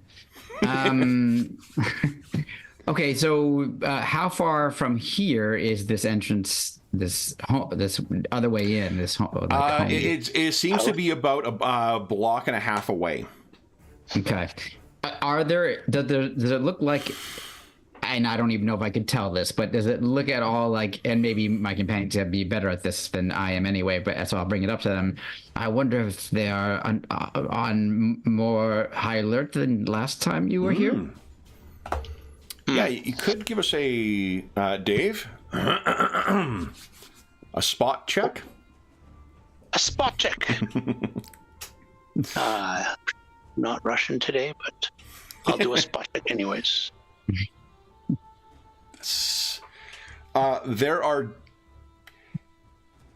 You get the feeling looking at this, and in your days, because one of the ways you ended up all the way down here is as a raider, and you have been a pirate in past. In fact, I think George has played Hakon before. I have. Yeah. Hakon, you just know in your gut when a place can look like it doesn't have a lot of people watching, but actually is even more carefully watched to give the appearance of vulnerability. And that is distinctly the feeling you get here. You remember there being more conspicuous guards out, which means that they may be even more secure than what they were before on account of they've got everyone inside in those, you know, murder holes and whatever. Yeah. I'm telling them. The lions are barking. That's what lions do, right? Yeah. I assume. Yeah, that sounds right. Not all their lions are barking, though. We're not a nature channel. You know, guys, I'll buy the fucking elephant-headed alien beings in a tower, but lions don't bark, okay? Come on. Yeah. I'm turning this off. Give me some fucking verisimilitude here. Also, you're in fucking New Yorkers hanging out outside of the Sorcerer's Tower? That's dumb. That's fucking dumb. Yeah. And he should have kept his mouth shut. Yeah. He's giving away our gas. We're giving some hints at what you can put in the comments. Exactly. Especially if you're trolling. Okay. Yeah. I We will like say, those kinds. the people who have viewed our Conan games have been exceptionally kind in their comments about it. That really, for a game we all really enjoy playing in a world we all love playing in, it's been really cool to hear that a lot of folks have enjoyed our visits here too. So jokes aside, I do. Yeah, I think we're all one big family when it comes to Conan. Yeah. Except the trolls, they get fucking banned, but that's okay. They don't show up on Conan ones. That's what's lovely. They're scared of Conan. Yeah. They're scared of Conan, yeah. Yeah. Exactly. I get it. I am too. Well, Hakon will whisper to the others, and he'll point out, he'll be like, there was more. They must be inside. And look at these guys. Their eyes, they're shifty, they're aware. They're trying not to look aware, but they're aware. And you can feel that thing, Hakon. You remember when you felt the hairs on the nape of your neck stand up when Alina was around? You get that same feeling right now, too. Like a sorcerer present or something something's out of the ordinary. I think you'll just say that. Exactly. There's something unnatural that is there's something unnatural up there that is watching. Something unnatural is watching. Like when you enter the room. He looks at Alina.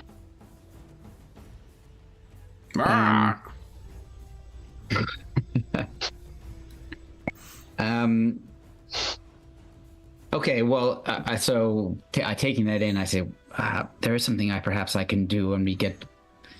Well, I could do it from here, actually, I guess, but I feel like we are compromised being out in the open.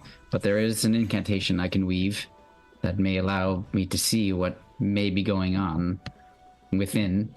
So, Kevin, this is something that I think you'll have to rule on how this works exactly. Just thinking of how this kind of stuff works in other implementations of the games that we've played. So it's my spell called Visions. Visions, yeah. And it's a range of 1,500 miles. Yeah. And the DC is +1 per 100 miles beyond the first 100 miles. Yep. I consume 100 silver pieces worth of herbs, and then it allows me to see and hear events at a distance. Yeah. But does this have to be a place that I've been to? Is that increased the DC, or what do you... I'm just going to... I guess I should have opened up the... I'm being lazy now. No, it gives me an excuse to flip to the book anyway. So, well, this is my... you have your physical I got my copy. Yeah. See, I have a stack of all of my first edition books here. Because you never know when I'm going to need to look up something about, I don't know, the Pirate Isles. Or New book? Yeah, good. Well, these are technically old books just being used again recently. Yes, correct. Yeah. Oh man, I need to have physical books. I'm so just like I have the PDF. I got the PDF of Old Gods about Appalachia. Yeah. Appalachia, however people want to pronounce it. Yeah. But then I got my physical copy this week, and I'm like, oh, Pretty nice. Yeah. now I can read it. Yeah, exactly. It's why I print off some of the stuff early. Like, Cubicle 7 is, man, like, definitely contributing to the fortunes of my staples, because shit will come in and I'm like, oh, I want to use this in my game, so I have to get it printed, and that's been 3 supplements in the last 2 months. Because Life Well Lived, the Orc book for Warhammer Fantasy, and the Eldar book for 4 things, because there's also Ulfenkarn for Oh my God. yeah. Is it called the Orc Book? Because that's kind of a cool name. No, it's called Tribes and Tribulations. Oh, okay. It's like That's funny. orcs. I know a book about orcs would be like super simple, right? Like the name of the Orc Book would be like so awesome. Orc book. Yeah. No, it's technically about more like greenskins as well, but it's a fucking awesome supplement. Okay, so you can see. Let's see here. The spell produces an invisible magical sensor that sends a moving image back to your focus or material component, provided you have a view of the site or person upon which you wish to, providing you with a view of the site or person upon which you wish to spy. This view can be very close up, as though it were the human eye, or very far away and high up, so as to see the whole of a battlefield or other wide scene, such as a hawk's eye might observe. If desired, you may instantaneously move your magical sensor to any other point within range up to once per minute. It requires either a focus or alternatively a material component. The focus can take the form of a crystal ball or a silvery mirror. The material components can either be a handful of special herbs thrown into an ordinary fire to produce green smoke in which the visions can be seen, or also a dose or two of suitably hallucinogenic drug, such as black lotus wine. In either case, the cost is around 100 silver pieces, and otherwise, like, unless there is warding against people going in which case it might be a contested magical attack. Yeah, right. That makes sense. Yeah. I mean, I don't want to use up too much of, so I will I'll put this in universe parlance. I do not wish to use too much of my power because I will need to save it for what we are to confront later. But I can do it for a minute. And perhaps I can at least see inside the inner chamber, the first chamber we would enter, just to see what we are up against. Yeah, no, and it's only one round to cast it. Yeah, it's only one. Pretty. I mean, it's amazing. It's great. Like, there is a ritual version of it where you could involve more people to draw their PowerPoints and stuff like that. But oh, that's interesting. Yeah. So do you do the green smoke? Well, that's the thing. I happen to have, or at least according to my sheet, I've got the herbs. I use the herbs, and we need to therefore be in a place. So because of all those options of how to cast, I do have the herbs. So we would need to go to a place where no one's gonna like be like, "Hey, green smoke." Yeah, well, I was wondering, could we retcon that? Could this have been done at Cabal and Jamina's house? Yeah. At one of their fires, and you'd have that information when we get here? I'll tell you what. I'll spend a fate point to make that be the case. Done. How about that? Yep, I buy that. Okay, so you guys are back Cool. at there, and so you have a minute. And let me check here.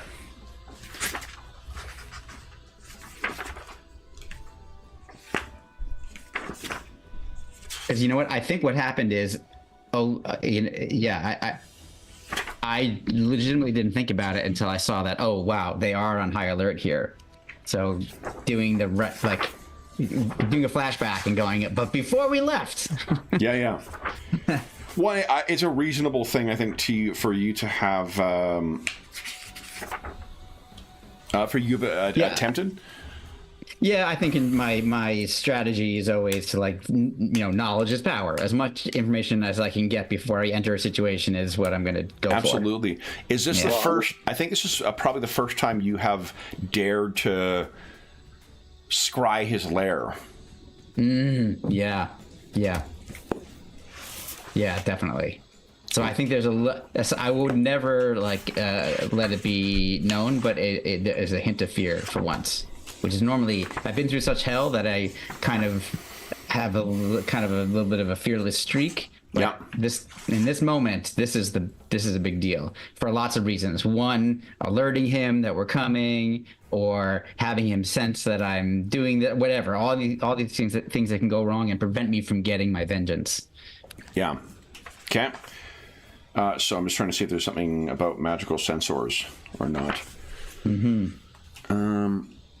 Yeah, you would think there was some kind of anti-scrying. Yeah, it's carryover for. Oh no, it's more like how it's, whether it's noticeable or things like that. Like the kind of thing that you see in 3E D&D, because they give you pretty clear rules for that kind of stuff. Yeah, that's true. The divination section here. Here we go. No.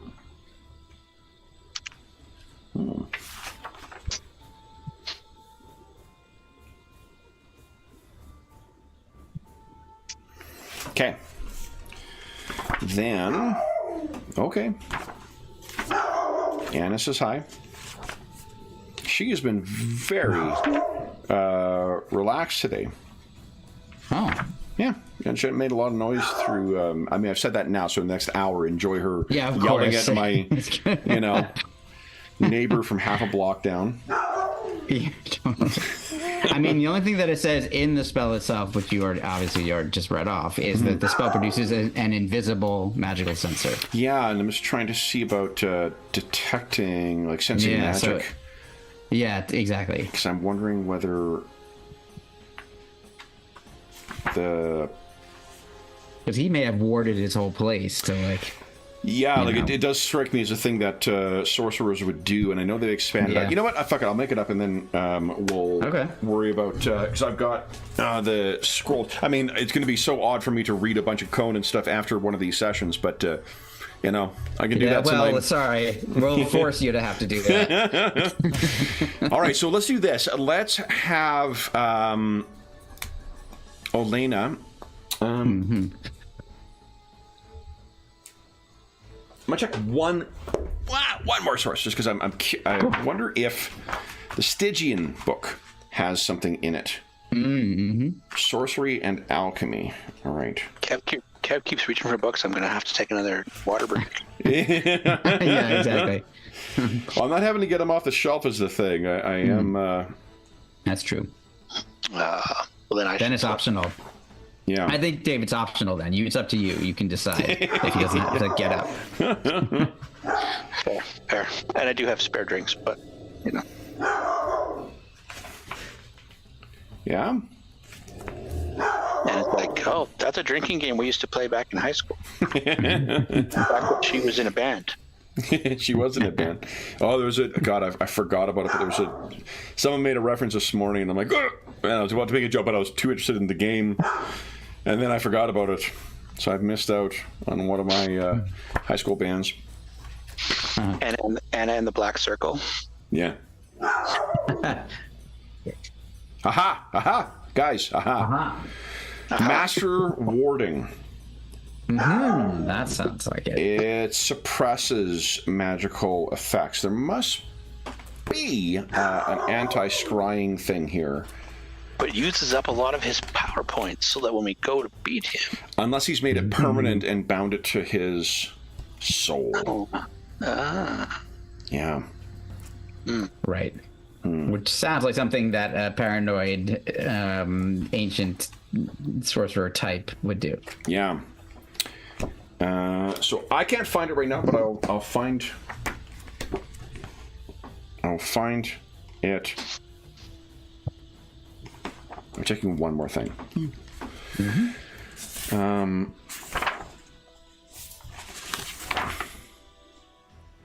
I feel like I'm looking at the Tower of the Elephant. I'm like, surely that's got some scrying protection on it. A powerful wizard would want to.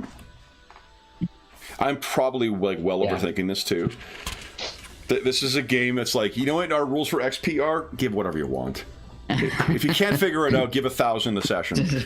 Right. Like verbatim, what the fucking rules for XP are? I love it. Good.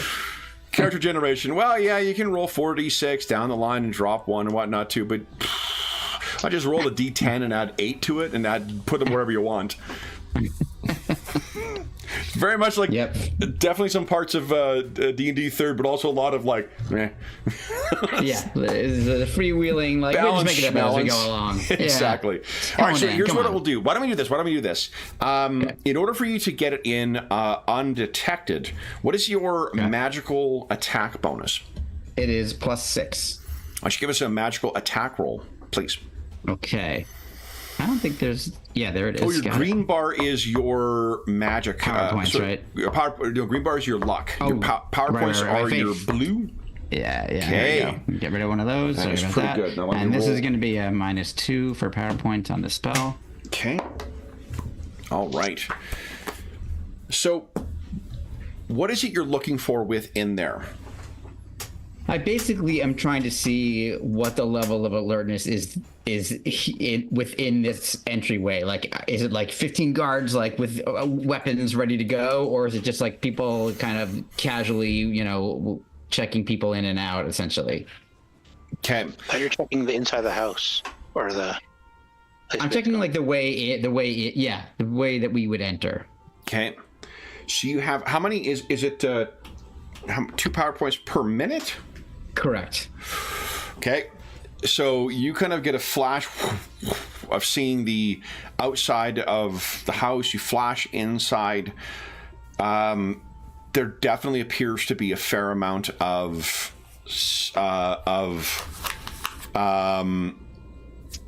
there's actually not as many guards as you might think in here. There are definitely guards in here, but they are in the minority. Mm-hmm. And the last thing you spy in that first minute is something that is going to require me to look up one quick rule. Mm-hmm. Because new book. Same book. Interesting. The core rulebook for this one is really fucking good. And it may be my easily impressed by Razzle Dazzle, but if nothing else, one of the reasons why I like using the Atlantic edition over the second is the second one is black and white. And the first one's gorgeous color. Yeah. Ooh. Okay. So I would like. What happened? I said that's a good sound. Yes. Here we go. Where are they? I think I loaded them today.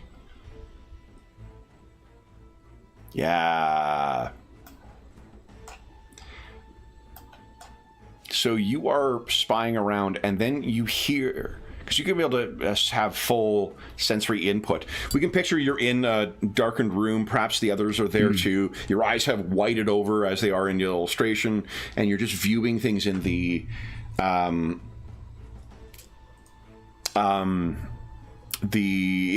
the greenish smoke that has come up, and it's oily, clinging thing that hangs with an odd spiced odor in the room.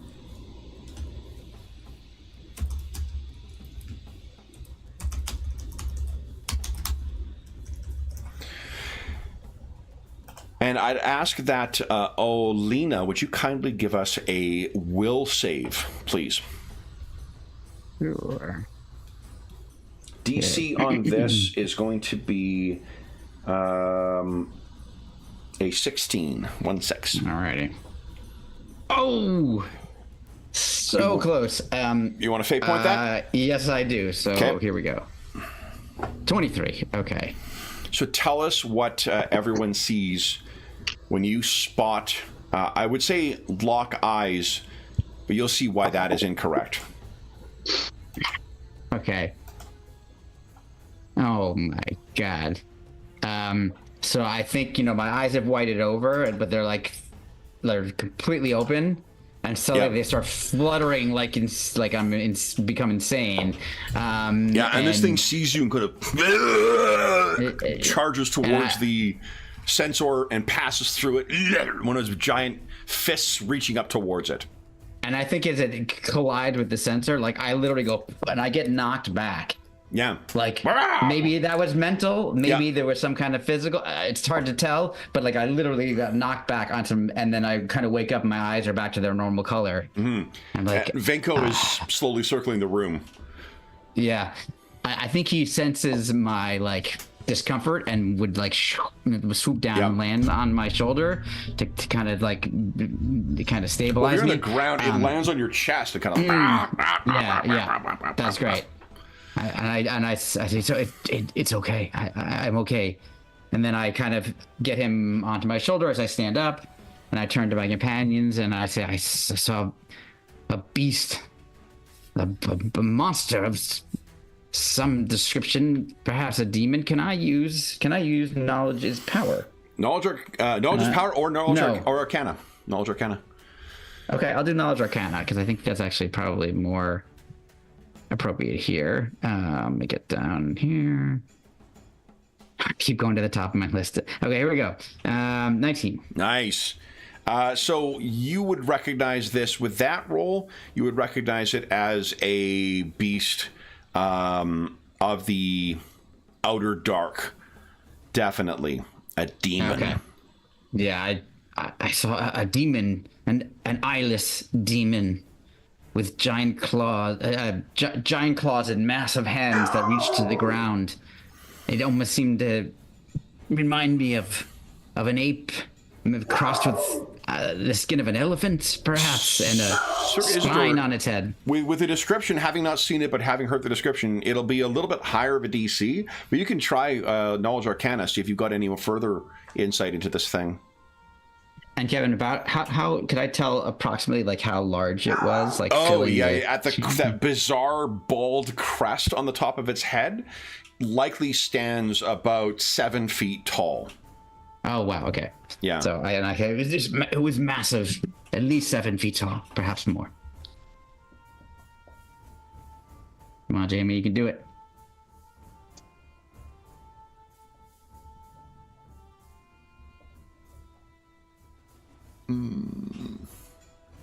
Would you like to fate point that? Yes. I will. Let's see. So remember, you get to add plus 10 if the result is between 2 and... Well, there you go.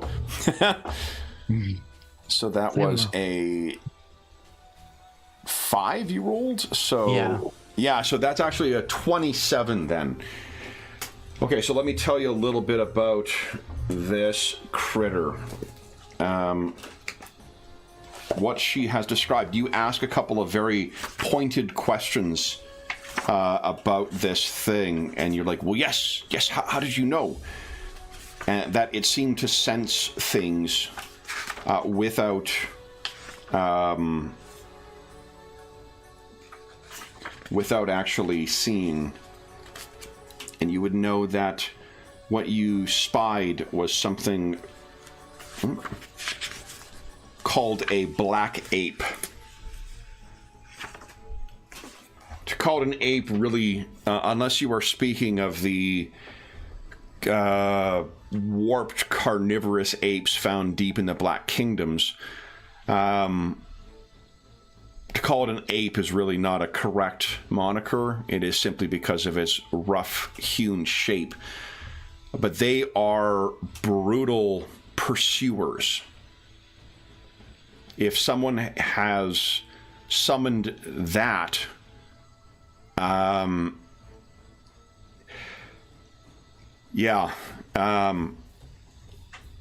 you rolled 27, so if it is indeed a black ape, then these things,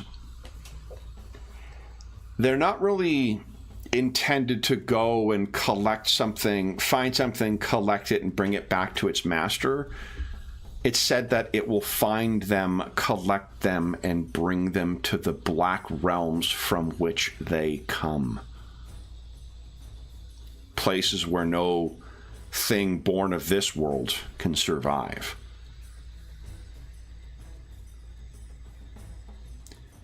It is less a tracking creature and more an agent of assassination. If this thing is stalking those corridors, there may be some very drastic approaches that Tutankhamun may be considering. You would also note, like, it is no small thing. Once again, he is seemingly dipping into some pretty substantial resources in order to pull this off. But... And Jamie, do you think Sir Isidore reveals any of that information, or keeps it to himself? No, he'll definitely reveal it. Just completely out loud, everything that he recalls of this. Is there any understanding of perhaps its not that it has a weakness, but that it has any vulnerability, because just like Meshkahema, it seems like something that would be beyond our understanding. Yeah, it likely is not as powerful as Meshkahema. Certainly not. These are more, if such things could be thought of as, in degrees of rarity, this is a much more commonplace thing. It is not a simple invocation to call something like this down from the stars, but it is something that is known of in a kind of contemporary sorceress matters, not something that is drawn up from the ashes of time like Meshkahema is. So, as far as an adversary is to be considered, it is certainly much more of in comparison to Meshkahema, a much more trivial adversary. However, on the other thing you could say is that it is plodding. The way Elena described it, moving as a great ape, is similar to how you have read about such things, Sir Isidore. And the ability to cross back into the black gulfs from whence it came is likewise a plodding endeavor. It's not a matter of like grabbing something and vanishing as if never to be seen. It is a considered and not considered, but it is a plodding activity to do so, made possible by just how physically powerful these things are supposed to be.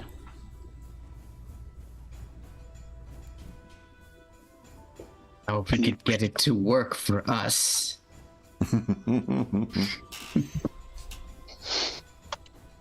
That is a good question. And where is Tutankhamun?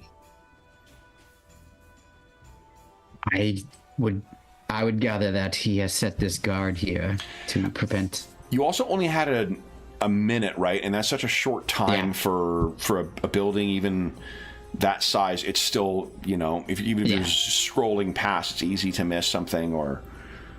Yeah, I think that he's in there. I believe he's in there somewhere. If there's this level of alertness currently existing, like from having an outer door creature in here, like in this place where most people don't even know exists. That seems like he's probably trying to protect himself, as most sorcerers do. It's kind of what she sums up as her perspective on it. So she believes he's probably in there, but she doesn't know where. And the problem is unless she can sacrifice something, she starts looking around. Vank goes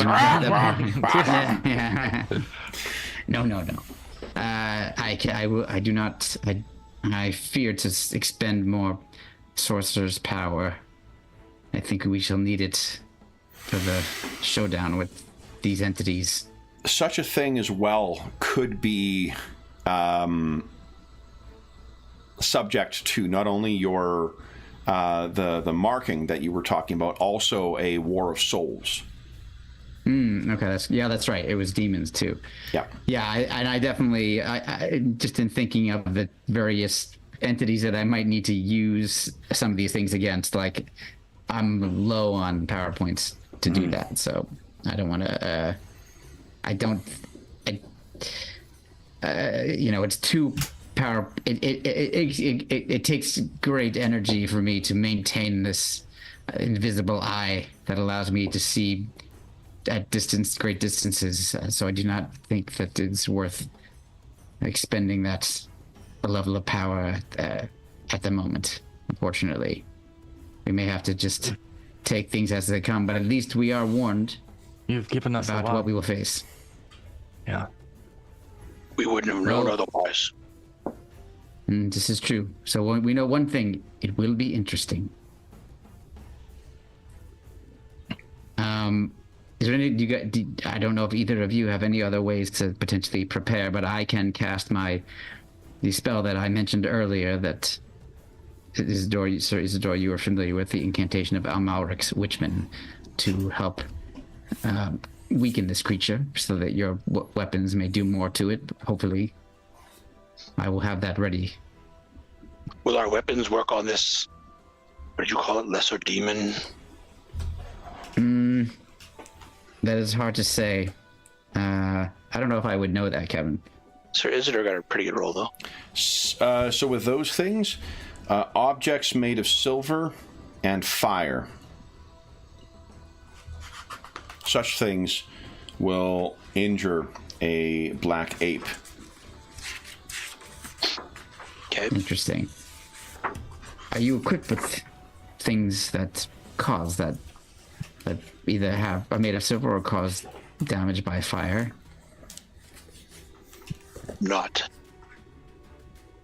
I wonder if we could ask Gavel before we leave. I think he certainly would want vengeance.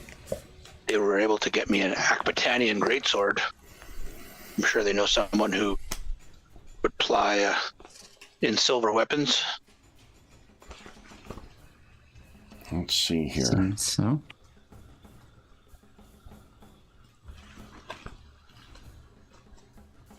Or I do not have any magics that produce fire, unfortunately. Which you would think, knowing my other incarnations. What does your blue flame powder do? Oh, that's true. Sorry, I don't have any spells to do it, but I do have 2 doses of... the blue flame actually does something else. That's the one that, like, changes but no, you're right. I have 4 doses of flame powder. And each dose covers a 5 by 5 foot area, and any target stepping on them takes 1d4 fire damage. It also potentially starts fires. I do not believe so. It is more of a powder than an oil, but I can share them with you. Perhaps I'll give each of you guys one of them. I think you need to use a magic attack in order to make your attack with those, if I remember. Oh, interesting. Which means that neither Sir Isidore or Hacken have like a base magic attack. Okay, cool. Yeah. But I do let you know that I can at least do some fire damage. My plan is to go in, cast my Amalric's Witchman to try to weaken the creature so that you guys can start wailing on it, and then I will switch to throwing these doses of flame powder. Mm-hmm. We'll keep our distance. Yes, I will endeavor to avoid you. I can't promise anything though. So, at great expense, a weapon. This is from Tito's trade post, the trading post. Oh yeah. Mm-hmm. At great expense, a weapon can be made of solid silver, so it bypasses the damage reduction of creatures such as demons. This is done only rarely. Far more commonly, a character must use an improvised weapon. This is only practical for bludgeoning or piercing weapons. A silver slashing weapon cannot function, as it cannot hold an edge. A silver piercing weapon can just barely work, as it need not be so razor sharp as a slashing weapon. Even then, it's not so effective as the usual iron equivalent, taking a -1 penalty on damage rolls. Silver bludgeoning weapons have no such penalty. Interesting. Doing less damage is better than doing no damage. So. Most definitely. And so what are you guys thinking? Do you go for a bludgeoning? I think silver weapons likely will not be made. Not available. Yeah, they're not going to be on the market, but you probably could find something to use as an improvised weapon. And improvised weapons are pretty commonly used in Conan, so... Right. Yeah. What about even just putting like oil and fire on your sword, coating your sword in oil and then lighting it aflame? Would that work, do you think? Because I'm pretty sure oil's not going to hurt my Akbatanian steel. You could Yeah, like the Aquitanian steel would not be damaged probably by the fire being put on it, but I just don't know it would, like, with one good swing, wouldn't all that shit slide right off? I don't know. Because like pitch and stuff like that would probably stick more likely. The other option is just using fire and muscle to. You think of how Conan most often is using just gristle and his own hands, you know, to choke the things out or break them or whatnot. They take full damage from that stuff. Well, then, let's get my grapple on here. Try and find something in here. So the improvised weapons, to determine the category and appropriate size of improvised weapons, just compare its relative size and damage to a potential weapon to find a reasonable match. It scores a threat on a 20, deals double damage on a crit, and has a thrown range of 10. Okay, so I look around Gabal's place. Has he got like a silver candelabra I can smack things with? Yep, that would probably be a club. That's great. Which would be, so you'll get now we're playing Conan. Hell yes. It would be -4 to hit, but it would do 1d8 damage. And you could throw it 10 feet. So if you find a couple of ornate kind of things, you can grab one or two of them if you'd like. That's awesome. What about if Sir Isidore tried to improvise something on his shield that he could attach to his shield that was silver and maybe shield bash someone? Yeah, I'm just trying to see here. You've got craft alchemy, which is probably not far off. If you wanted to heat up, I'm trying to think where you would find a pestle or like it's not a pestle. What do you call it? The thing that you heat up. Dave would know the answer to this. What's the thing that you use to heat up metal? And it's like a wood, stone thing. You heat up metal so it becomes molten. Oh yeah. Not a kiln, but crucible. Yeah, crucible. Is that what it's called? Okay. So you would have that, because if you could heat that shit up and just pour it over the boss on your shield, then that probably would work. Yeah, I just like that idea for him. Okay. Yeah. So then give us a crafting check, and this will give us a sense of how long it's going to stay on there for. So craft alchemy, even though it's alchemy. Not 20! God dang.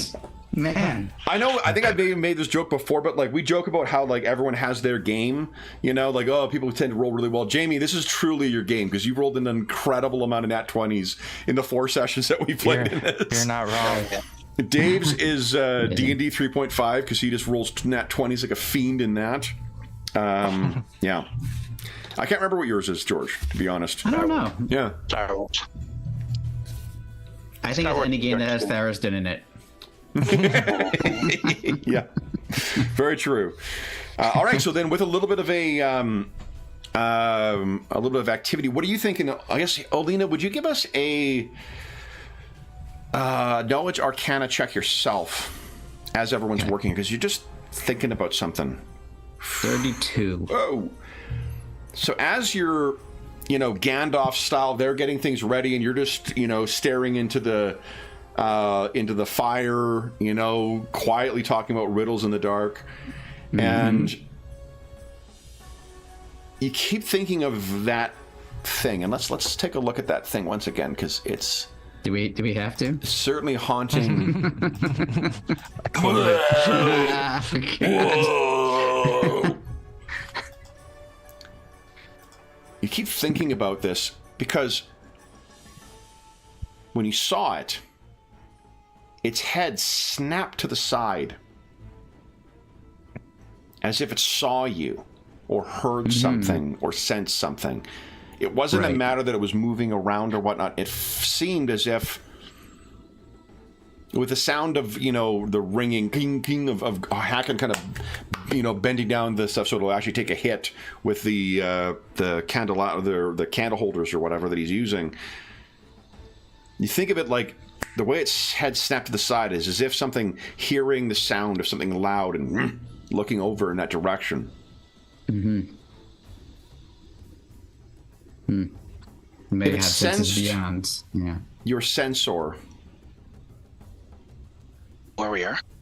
Is it possible, if it is designed to track, that it could get your scent in some way? I think, yeah, 100%. And it's like, this is kind of swirling around my mind, all these little details. And also I've just been impacted by like seeing this thing. And so I've been slightly discombobulated. Yeah. And then suddenly it's like, boom, it snaps, like all together. And I'm like, it may know where we are. We must leave as soon as possible. You too. And I point to anybody else who's still there from the manor. I tell everybody's got to leave. I think there's only you guys in here at this point. Okay, They have taken their whole great. household and gone. Cool. Okay, good. So yeah, so I tell Sir Isidore and Hakon, it may be coming. It is a stalker. It is an assassin. It may have ways of traveling that are much faster than we can. I suggest we leave here immediately.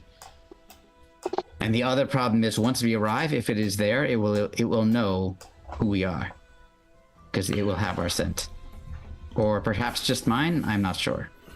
I think that is the point when you first notice the sun has set as you have been working, and you hear the crashing of the front door open. No.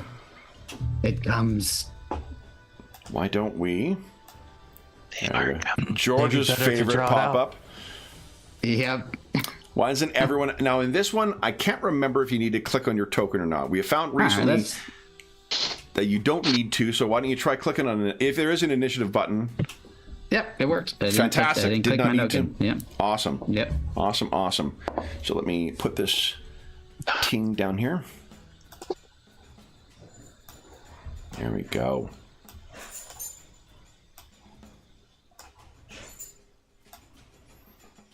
And I've had this thing on my mind since before Christmas.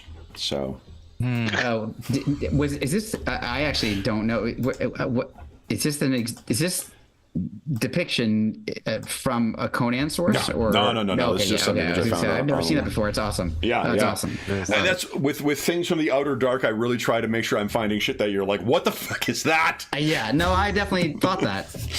But you're totally right. Didn't Conan fight some big ape-like creature in the House in the Dark or something like that, or Knife in the Dark? At the end, he faces a ape-like thing at the end of Queen of the Black Coast. Yep. Yep. Yeah, it's great. Which, Love it. yeah, amazing. I bought the trade of Marvel Conan stories that has that one in it, because I used to have it as a kid. It was one of the 100th issue is the one where they did the Queen of the Black Coast with John Buscema doing the art and Roy Thomas doing the adaptation. Yeah, Fucking awesome. that's awesome. Yeah.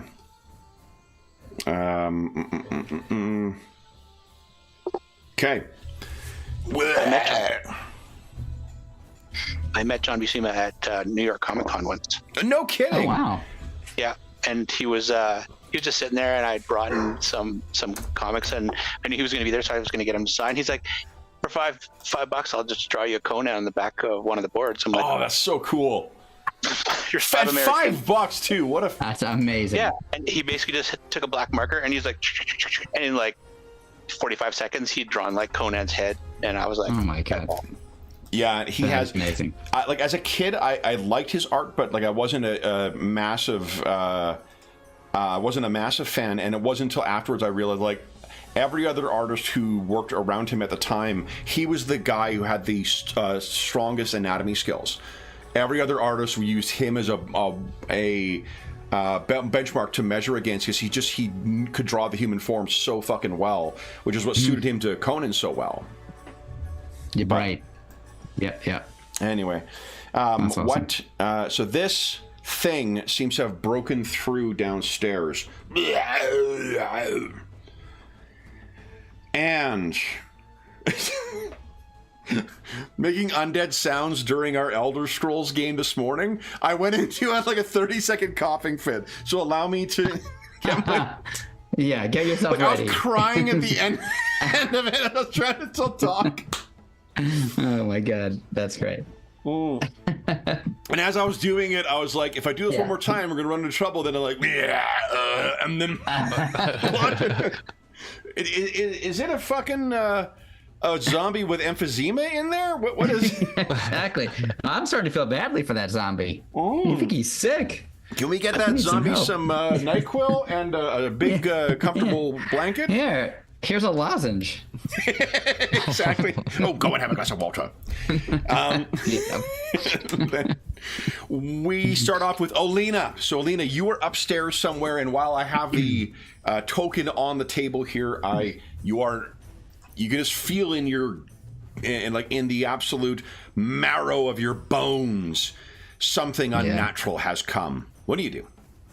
I think that that unnaturalness, because I've been associated myself with it so often, also not only strikes fear in me, but it also kind of elicits a level of excitement as well to interact with something like this. So I'm able to stand my ground is the point. But I'm going to try to take cover behind. I don't know if there's something in this room, just to get myself between it and me, get the whatever something, a table, I don't know, just so I can, because my plan is to ready an action, which I'm pretty sure you can do in this version of the game. Yep. And I'm gonna ready. Thankfully, my incantation of Almaric's Witchman is a standard action, so I'll move into a spot that I can just give myself some kind of obstruction, and then I'll be ready to, when I see this thing, and it's a 50-foot range. So when I see this thing, my objective is to cast that spell. Nice. Just out of curiosity, was there a lot of line work in it, Dave, that all had kind of the same weight to it? I'm going to look for it afterwards, but my comics aren't unpacked, so I'm going to try and figure out who it was. Yeah, because if the other big name is, oh my gosh, it's the guy who did Weapon X, who I can't believe I can't remember his name right now, but he was the one who started on Marvel's Conan. And then he left, and Buscema came on and carried on afterwards. But I can't. How am I forgetting his fucking name?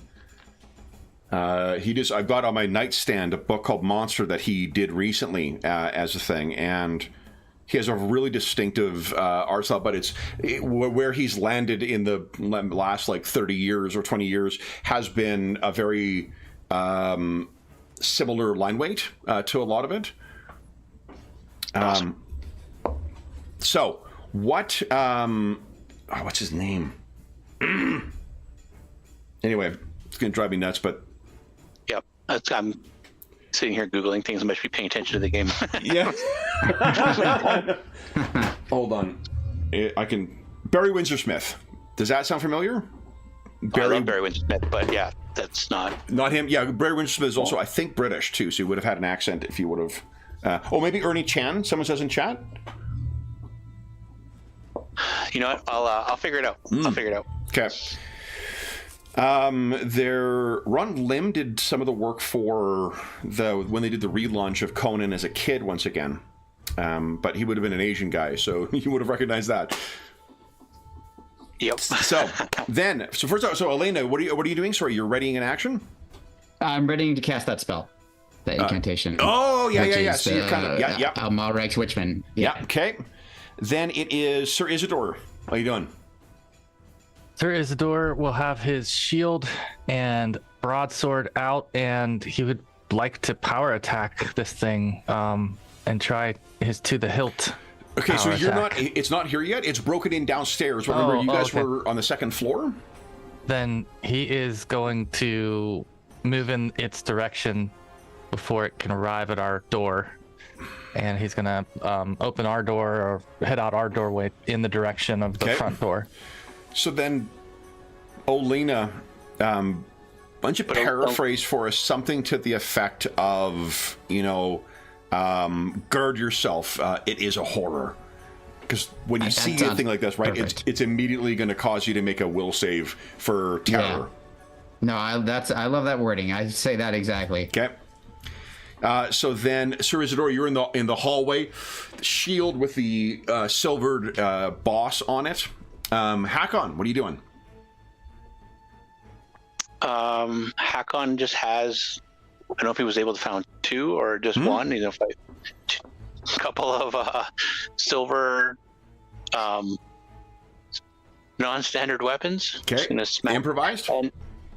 and he's going to follow Sir Isidore and just kind of be like just behind his shoulder, ready. Okay. These are fairly large corridors, so if you wish to stand shoulder to shoulder, you certainly can. It's a rich person's home, right? So they've got, this is not the cramped kind of like military structures or anything like that. No, Hakon is like 1 pace back and 1 pace to the right. He's a little wounded, so he's like, I'm going to let Sir Isidore take the first hit, and then I'm going to wail on this thing. So then, Sir Isidore, there is something else you know about these things. It does take them time, but in the same way that apes can brachiate across, trees in the Black Kingdoms, these things can cross realms and space-time in a similar plodding way. It's how they take their things away. That's what leads you to give us a listen check, please. Uh-oh. You want to fate point that? Get the blood rushing. So let's do one more of those. This No, is but where all your... Oh, that's Okay. right. But you get to add Okay, 10 to that one, remember? So that is a 16. Let me make a stealth or a move silent check for this thing. No! You can hear a sickening tearing. And Alina, you can give us... you're focusing on your spell. Give us a listen check at -5. Okay. I don't think you can put a modifier in. We'll take 5 away I from don't think I can, but yeah. Okay. Sounds good. I can just listen. 14. So 14 is actually, you can hear the same tearing, and you kind of look over, and this thing seems to drop down on the balcony that was before what was a lovely, view during the day of the sun-dappled waters outside. Pits of blackness shifting and moving outside in the evening breeze, and this thing silhouetted by the scant light cast by the other estates. And this thing looks... So, Sir Isidore, because you were sort of positioned inside the corridor, you're able to look over. Would you give us a will save against a DC 16, please? I should look up... I'm so confident, I'm not even going to look up the rules for what happens if you fail. I should look those rules up. See? Use up all the nat 20s. I did. Little did I know, my roll local 20 is just knowledge. going like, put your chin just a little bit higher. Yeah. Just a little bit higher. Yeah, it's like, you're That's saying perfect. you don't have doom points in this version? Okay, I'll take care of that. All right, now there are no rules about spending fate points on nat ones. This is in Savage World, so if you wish to spend a fate point, you're welcome to do that. I would. I would. Nice. Come on. Pretty good. 21.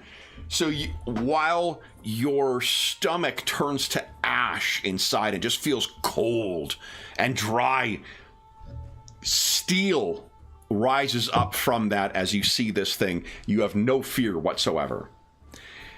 Hakon. Can I use my ready to action if I can see it? You can in just a moment. Okay, Hakon, okay. would you like to make a will save Sorry, against this, or are you just taking the L? Is this a fear save, Kev? It is a terror save that could trigger terror your Crimson Mist. Hakon? I will deliberately fail my save. So what do we wanna see in Hakon's face as he sees this unnatural thing that should not step disgusting, corrupted foot in this world? I think Hacken feels the terror welling up inside of him, and his reaction is to like take his fists that are holding onto these two silver candelabras, and he just starts pounding his chest like he's gone all primal on his own. Okay. And then Lady Elena. And a growl. Okay. So now that I see it, and I had like the split second before it showed up, I had this like fleeting thought of like, wait a second, it moved here this quickly. That means maybe it could. And then There it was. this thing drops down. I'm like, ah, and but then I gather myself and I start to carry out my enchantment. Yeah. And like I think it's like, you know, she's pounds her feet. It's very rhythmic, like and there's language that, you know, it sounds really ancient and esoteric.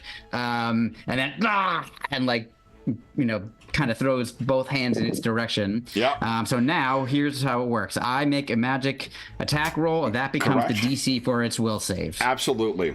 Okay, so here we go. Come on, big I money. should have had it ready. Come on. Wow, net one! Fate. Fade it, go right ahead. Here goes. 18. 18, So, okay. yeah. Now, its will save is +8. Now, the thing is, you can repeat this, I think. How many power points does it cost? 2. Oh, yeah. So so yes, yeah, I can. Yeah. Okay, so let's roll in chat then. That sounds like fun.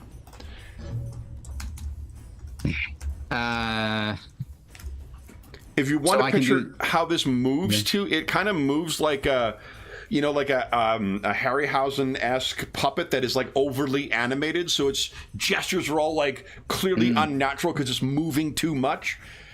Yeah. Here we go. Harryhausen. It says rolling dice. Oh, 17! Oh, Beautiful! man. So this thing manifests, and in a strange way, this thing seems to become more present. There's a slight edge of unnaturalness to this thing. It now stinks and sweats and bleeds. Now, Hakon, what are you doing? And I just yelled, kill it! Goodness. You need not use, you guys would have talked about this before, you need not use improvised weapons once this spell is effective. Okay, then, oh, he's already holding them, though. Yeah, you can just run in and hit him with that, throw it? too. Throw I- at him, yeah. You could also run and grab the Akbatanian steel sword as, you could do your move. Oh gosh, how would you do the quick draw, though? Do you have quick draw? You do not. You could spend a fate point to gain access to the quick draw feat for the turn, or for the encounter, which would allow you to grab that fuck off sword if you want. But your call, what are you doing? He's going to throw the candelabras and then draw his sword. Nice. Go right ahead. Throw the candelabras as hard as he can. Okay. He is dodging. Even though he has no eyes, he seems to be able to sense the presence. Okay, so I have to add a -4 modifier to these. Yeah, to the 2 attack rolls, and use your strength as the modifier for thrown weapons. Okay. And I've put in, just so I make sure I did this right, it says miscellaneous modifier. Do I put that in as a 4, or do I change my strength score from an 18 to a 22? Oh, for the for the strength. I think what you can just do is put nothing in, because you got the -4 for improvised. And I don't think that the character sheet tracks your strength, your modifiers to damage rolls. You have to enter in the thing, because when I was testing Alina's last night, I noticed that I put the number in, and I was like, oh shit, I forgot she's got a +1 to strength, and it didn't seem to count that. So you'll just have to +4 at 20 +4 in strength. Yeah, you'd have +6 to as your strength bonus instead. So it'd still be a -2. Yes, that's correct. So I'll just leave it at -4, and I'll put myself a strength at 22, and I'll see how that works. Okay. Yeah, because we got your character sheet to know what it should go back to. Go right ahead. That is just barely a hit. Flunk. Yes. Go ahead and roll damage. For the first one. Candelabra. And remember, if you're making 2 attacks, that is a full round action, which means you're not going to be able to move this round. That's Okay. 8 we damage. Plus 7. Why? So it'll be your strength bonus of plus 6. What's the extra plus 1 from? Oh, you know what? I had just written over my axe, and I think I have an axe bonus. Okay. So it'd only be 7 points, and it'd be 1 plus 6. Yeah. Okay. So 7 points of damage. It opens up this thing's skin from where it hits, and disgusting greenish black ichor sprays forth. That is a nat 1. You want to fate point that? No, it just frustratingly threw the other one away. Like, totally missed. Okay. Then it is top of the round, Olena. This thing is exactly as you think. To give context for height, Elena, I believe you come up to around here right now. Yeah, that sounds about right. How far away from it am I currently? Definitely within 30 feet. I should have just asked you why I was asking that question, which is I want to throw a dose of flame powder at it. Do I need to move closer? Flame powder has a range of. Yeah. It doesn't say on this. Yeah. Who wrote this covers sheet? a 5 Jesus. Fucking talking about keeping some up for suspense. Jesus. Wait, I did that. Never mind. But I'm happy to move closer if that's necessary. You know, my favorite thing to do to myself is when I put shit down on a sheet and it's drawn from a book, but I forget to reference what book it's from. Oh yeah. I'm not saying that's the case here, but like I've done that so many fucking times. No, I've now to the point where I have to make a notation. Oh yeah, next to each, like in parentheses, I gotta put like the acronym for the book or something, some way for me to remember where I got it. Here we go. Okay, so and like even the page number. Yeah. Okay, here we go. Alchemical items. Flame powder.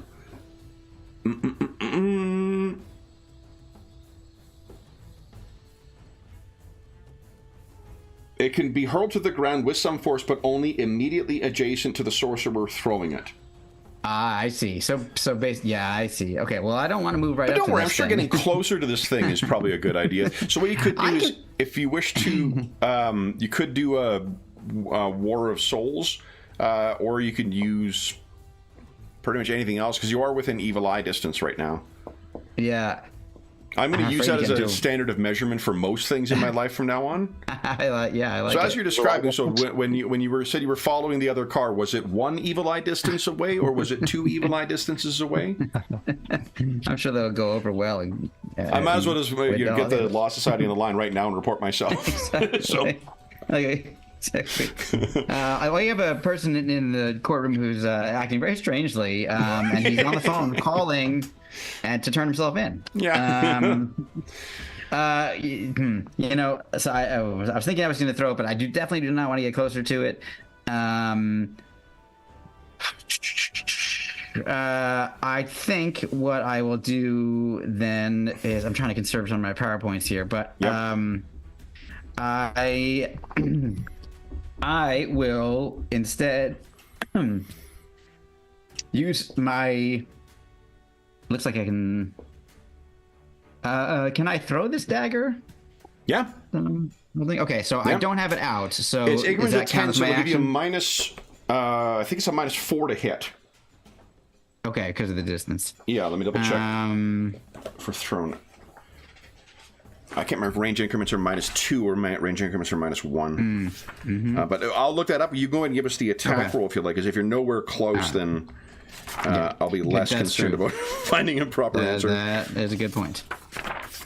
Yeah, I'm not close. I'm to 12. I got a 12. Yeah, that would be a miss. I have no fate points left anyway, so it's not even a question. Oh no! Okay. Yeah, that's all right. I'm happy with their use. Range attacks.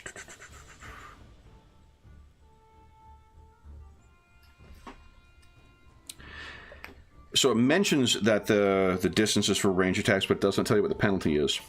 Oh, here. Well, I'm sure that I missed in this case. And and what I will do is then, because that was just a standard action, as I will back up toward my companions. Okay. So you cast your thing and then back up towards everyone. Yeah, I throw the dagger, it goes flying, and it it joins that candlestick wherever it is now. Yeah, exactly. Sir Isidore, what are you doing? Back up.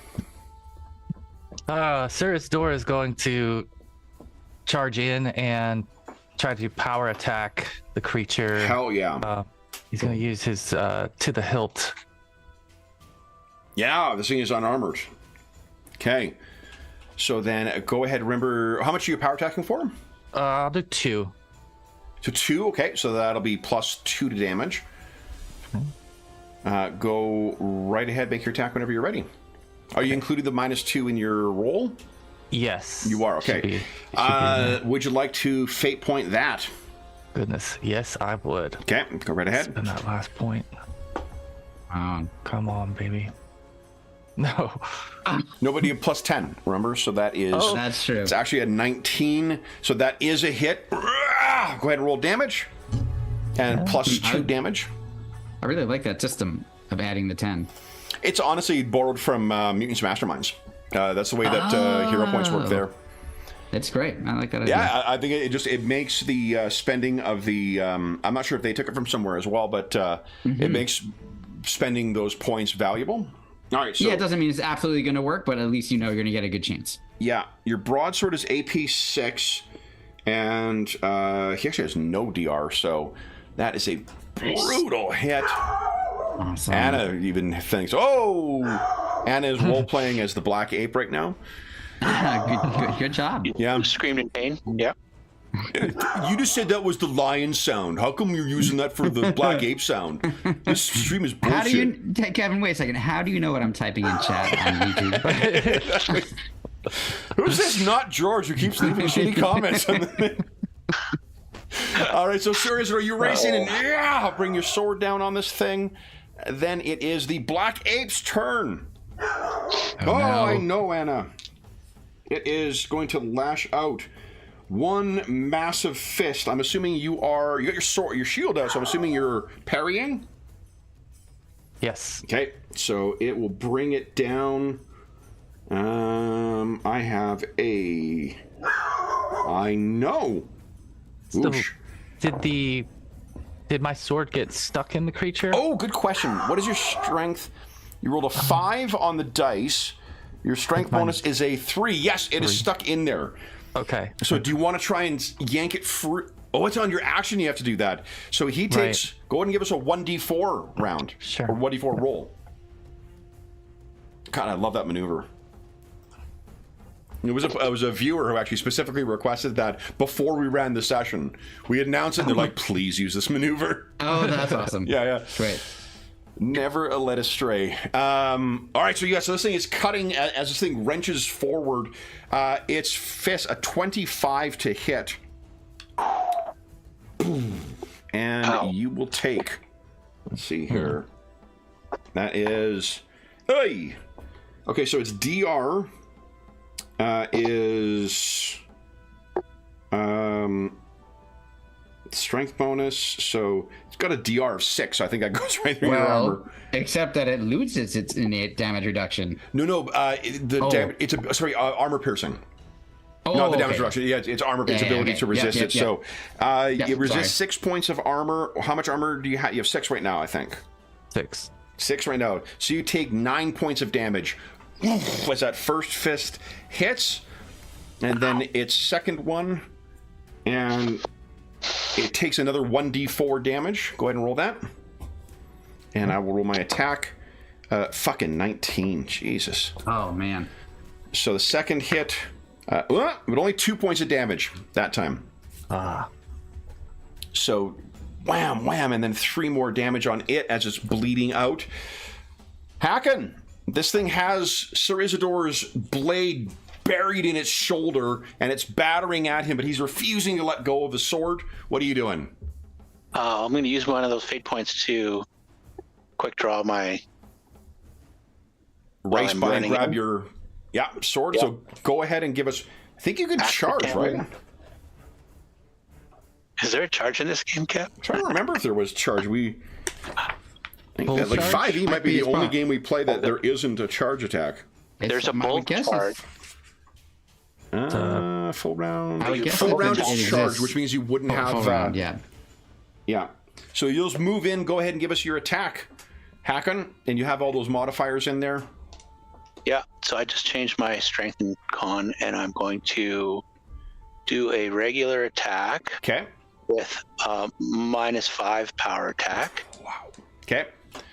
Actually, remember, -4. you need to adjust the damage bonus in your for your We were weapon. just adding the damage. We were just adding the damage on. I think. Okay, no, but I mean, like, if your strength is up, even the base damage will go up because you're at +6 right now, which means it does +9 damage, not +6 damage. Oh, okay. Is that right? And the Aquitanian Yes. sword is +1. And Aquitanian sword that's 10 then, and I think you get +1 with swords, don't you? Because you're One of my skills. it's actually one of your cultural things. +1 damage, Nordheimer, +1 damage with any sword. Yeah. So you'll Okay. have. There you go. So I'll have +6 11. from my strength and +11. Okay. No, because you have +9 from your strength. Remember, you add 1.5 to two-handed weapons. Oh, right. So +11. Yep. Okay, and then you'll add +10 to this if you hit with a power attack. I'm doing -4. Sorry. Yeah, +8 damage if you hit with a power attack. +8 if I hit with a power attack. Yeah. Come on. Here it comes. I can move in. And it says I'm gonna have to fate point that because that's only a 3. Yep. Yeah. Come on. Okay. Something's off here. If you rolled a 3, you should have had +11 to hit, because that would be even better. If you're power attacking, or we're subtracting from this, right? The -4 is in there. I'm only attacking with a +7 total. Because that last time it added 11 to it. Because if you rolled if you rolled a 3 and you ended up a net of 14, there's no way that's not an 11 as the starting point for your bonus. Okay. So but that's okay. Let's just take a look at what you rolled here. For the second one, you rolled a 10, which would be a 20. So that's definitely a hit. Go ahead and roll damage Nice. Okay. because you spent that fate point.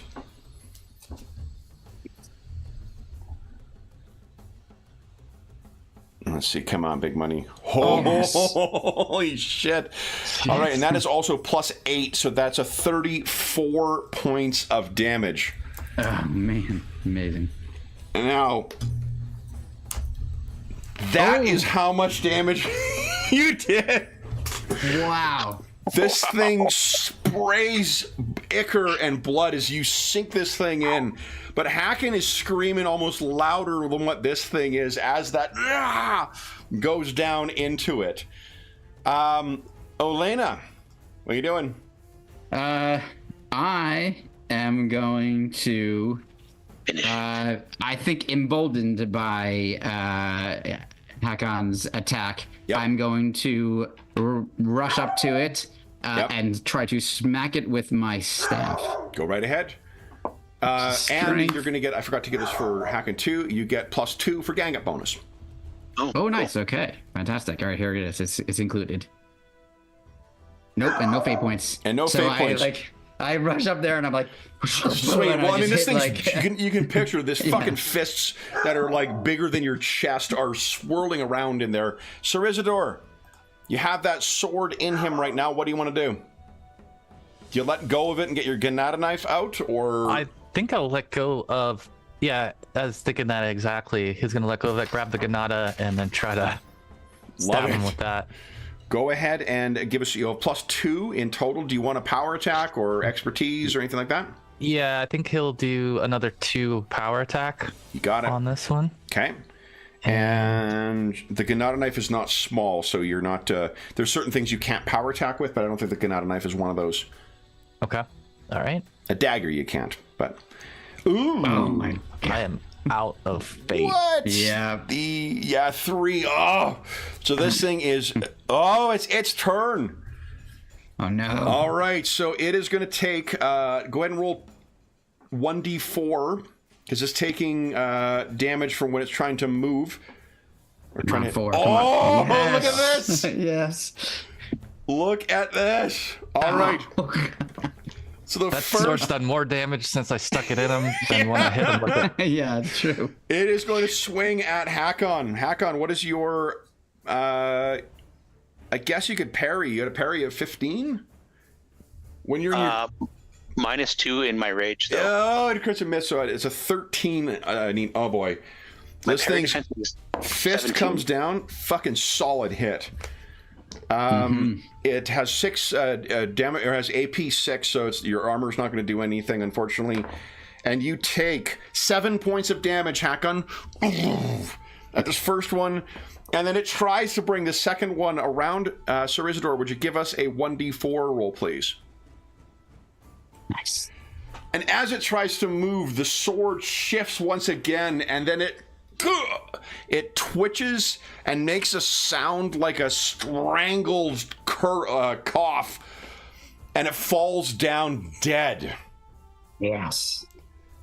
Woo. As its ichor spreads across the floor, and its body begins to slowly return back to its unnatural state before you ground it here, it begins fading back, drawn to its home in the outer dark.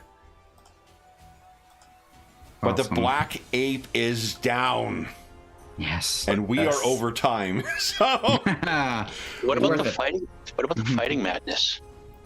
oh boy, yeah, I think we will end our session with Hakon turning, yeah, and absolutely lost to his maddening fear of this thing, and we'll see what happens. Oh my god, next time. That's awesome.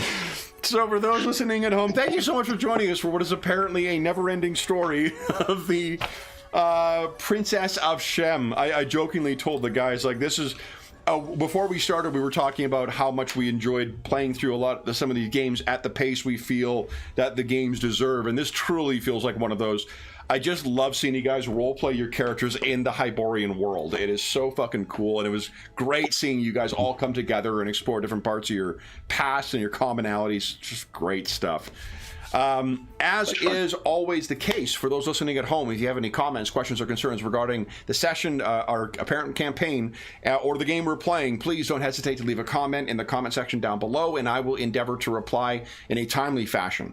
There's also a link down below to the Dungeon Musings Discord server. While we don't have a channel dedicated to Conan games, we do have one dedicated to D&D 3.5, and I've been posting information there, including I posted the 2 characters that we had been playing. I'll repost Hakon and Sir Isidore, and I'll post Olina there as well. So if you want to see what the stats are like for these characters, you can see that over there.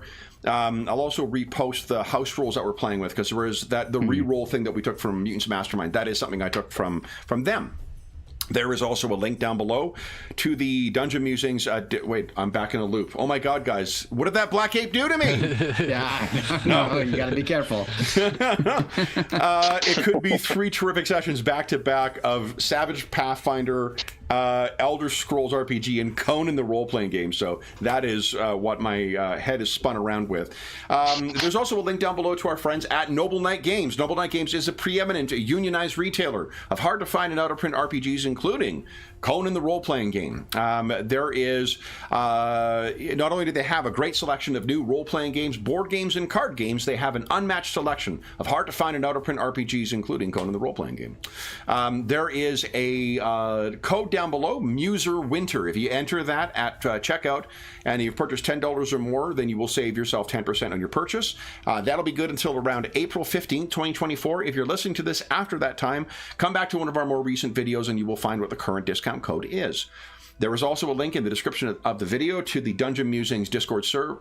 No, I'm back to that semi again. We're not there, Kev. there's also a link down below to something called Heroes Save Villages. That is the charity fundraising campaign we run on the channel. It benefits the SOS Children's Villages International Charity. You can learn all about the activities that amazing organization that benefits over 80,000 orphaned and abandoned children does. And any donations that go through that link go directly to them. None of it goes to the channel or any other middleman. It just goes to help out the kids who benefit from their services. And we this year have been running sessions to thank, or sessions that have been voted on by or selected by the donors from last year. We're going to be finishing that up around June, and then the second half of the year we're going to be going back to what we did last year, which is sessions that the donors for this year will be able to vote on. So whether you've donated during that first half or in the second half of the year, you will have your say on what we'll be playing in the second half of the year with our charity sessions as a way of thanking our generous donors. The last thing I will say is an enormous thank you to our Hyborian heroes here. So Dave, Jamie, and George, thank you so much for joining me back in Akbatana. I had an absolute blast running this today. Yeah, I love this game. This is so much fun to run. So yeah, it's awesome. For those listening at home, we will be back in Akbatana at some point. We'll announce when that is, but it may be a very short notice as it was for this time, but we will let you know once we have the next session scheduled. Until then, we hope that we gave you a few hours to take your mind off the troubles of our world and think about the troubles that our Hyborian heroes have uncovered and are facing in Akbatana. And until we see you again, stay safe, stay healthy, and happy gaming. Bye, Crom. See ya.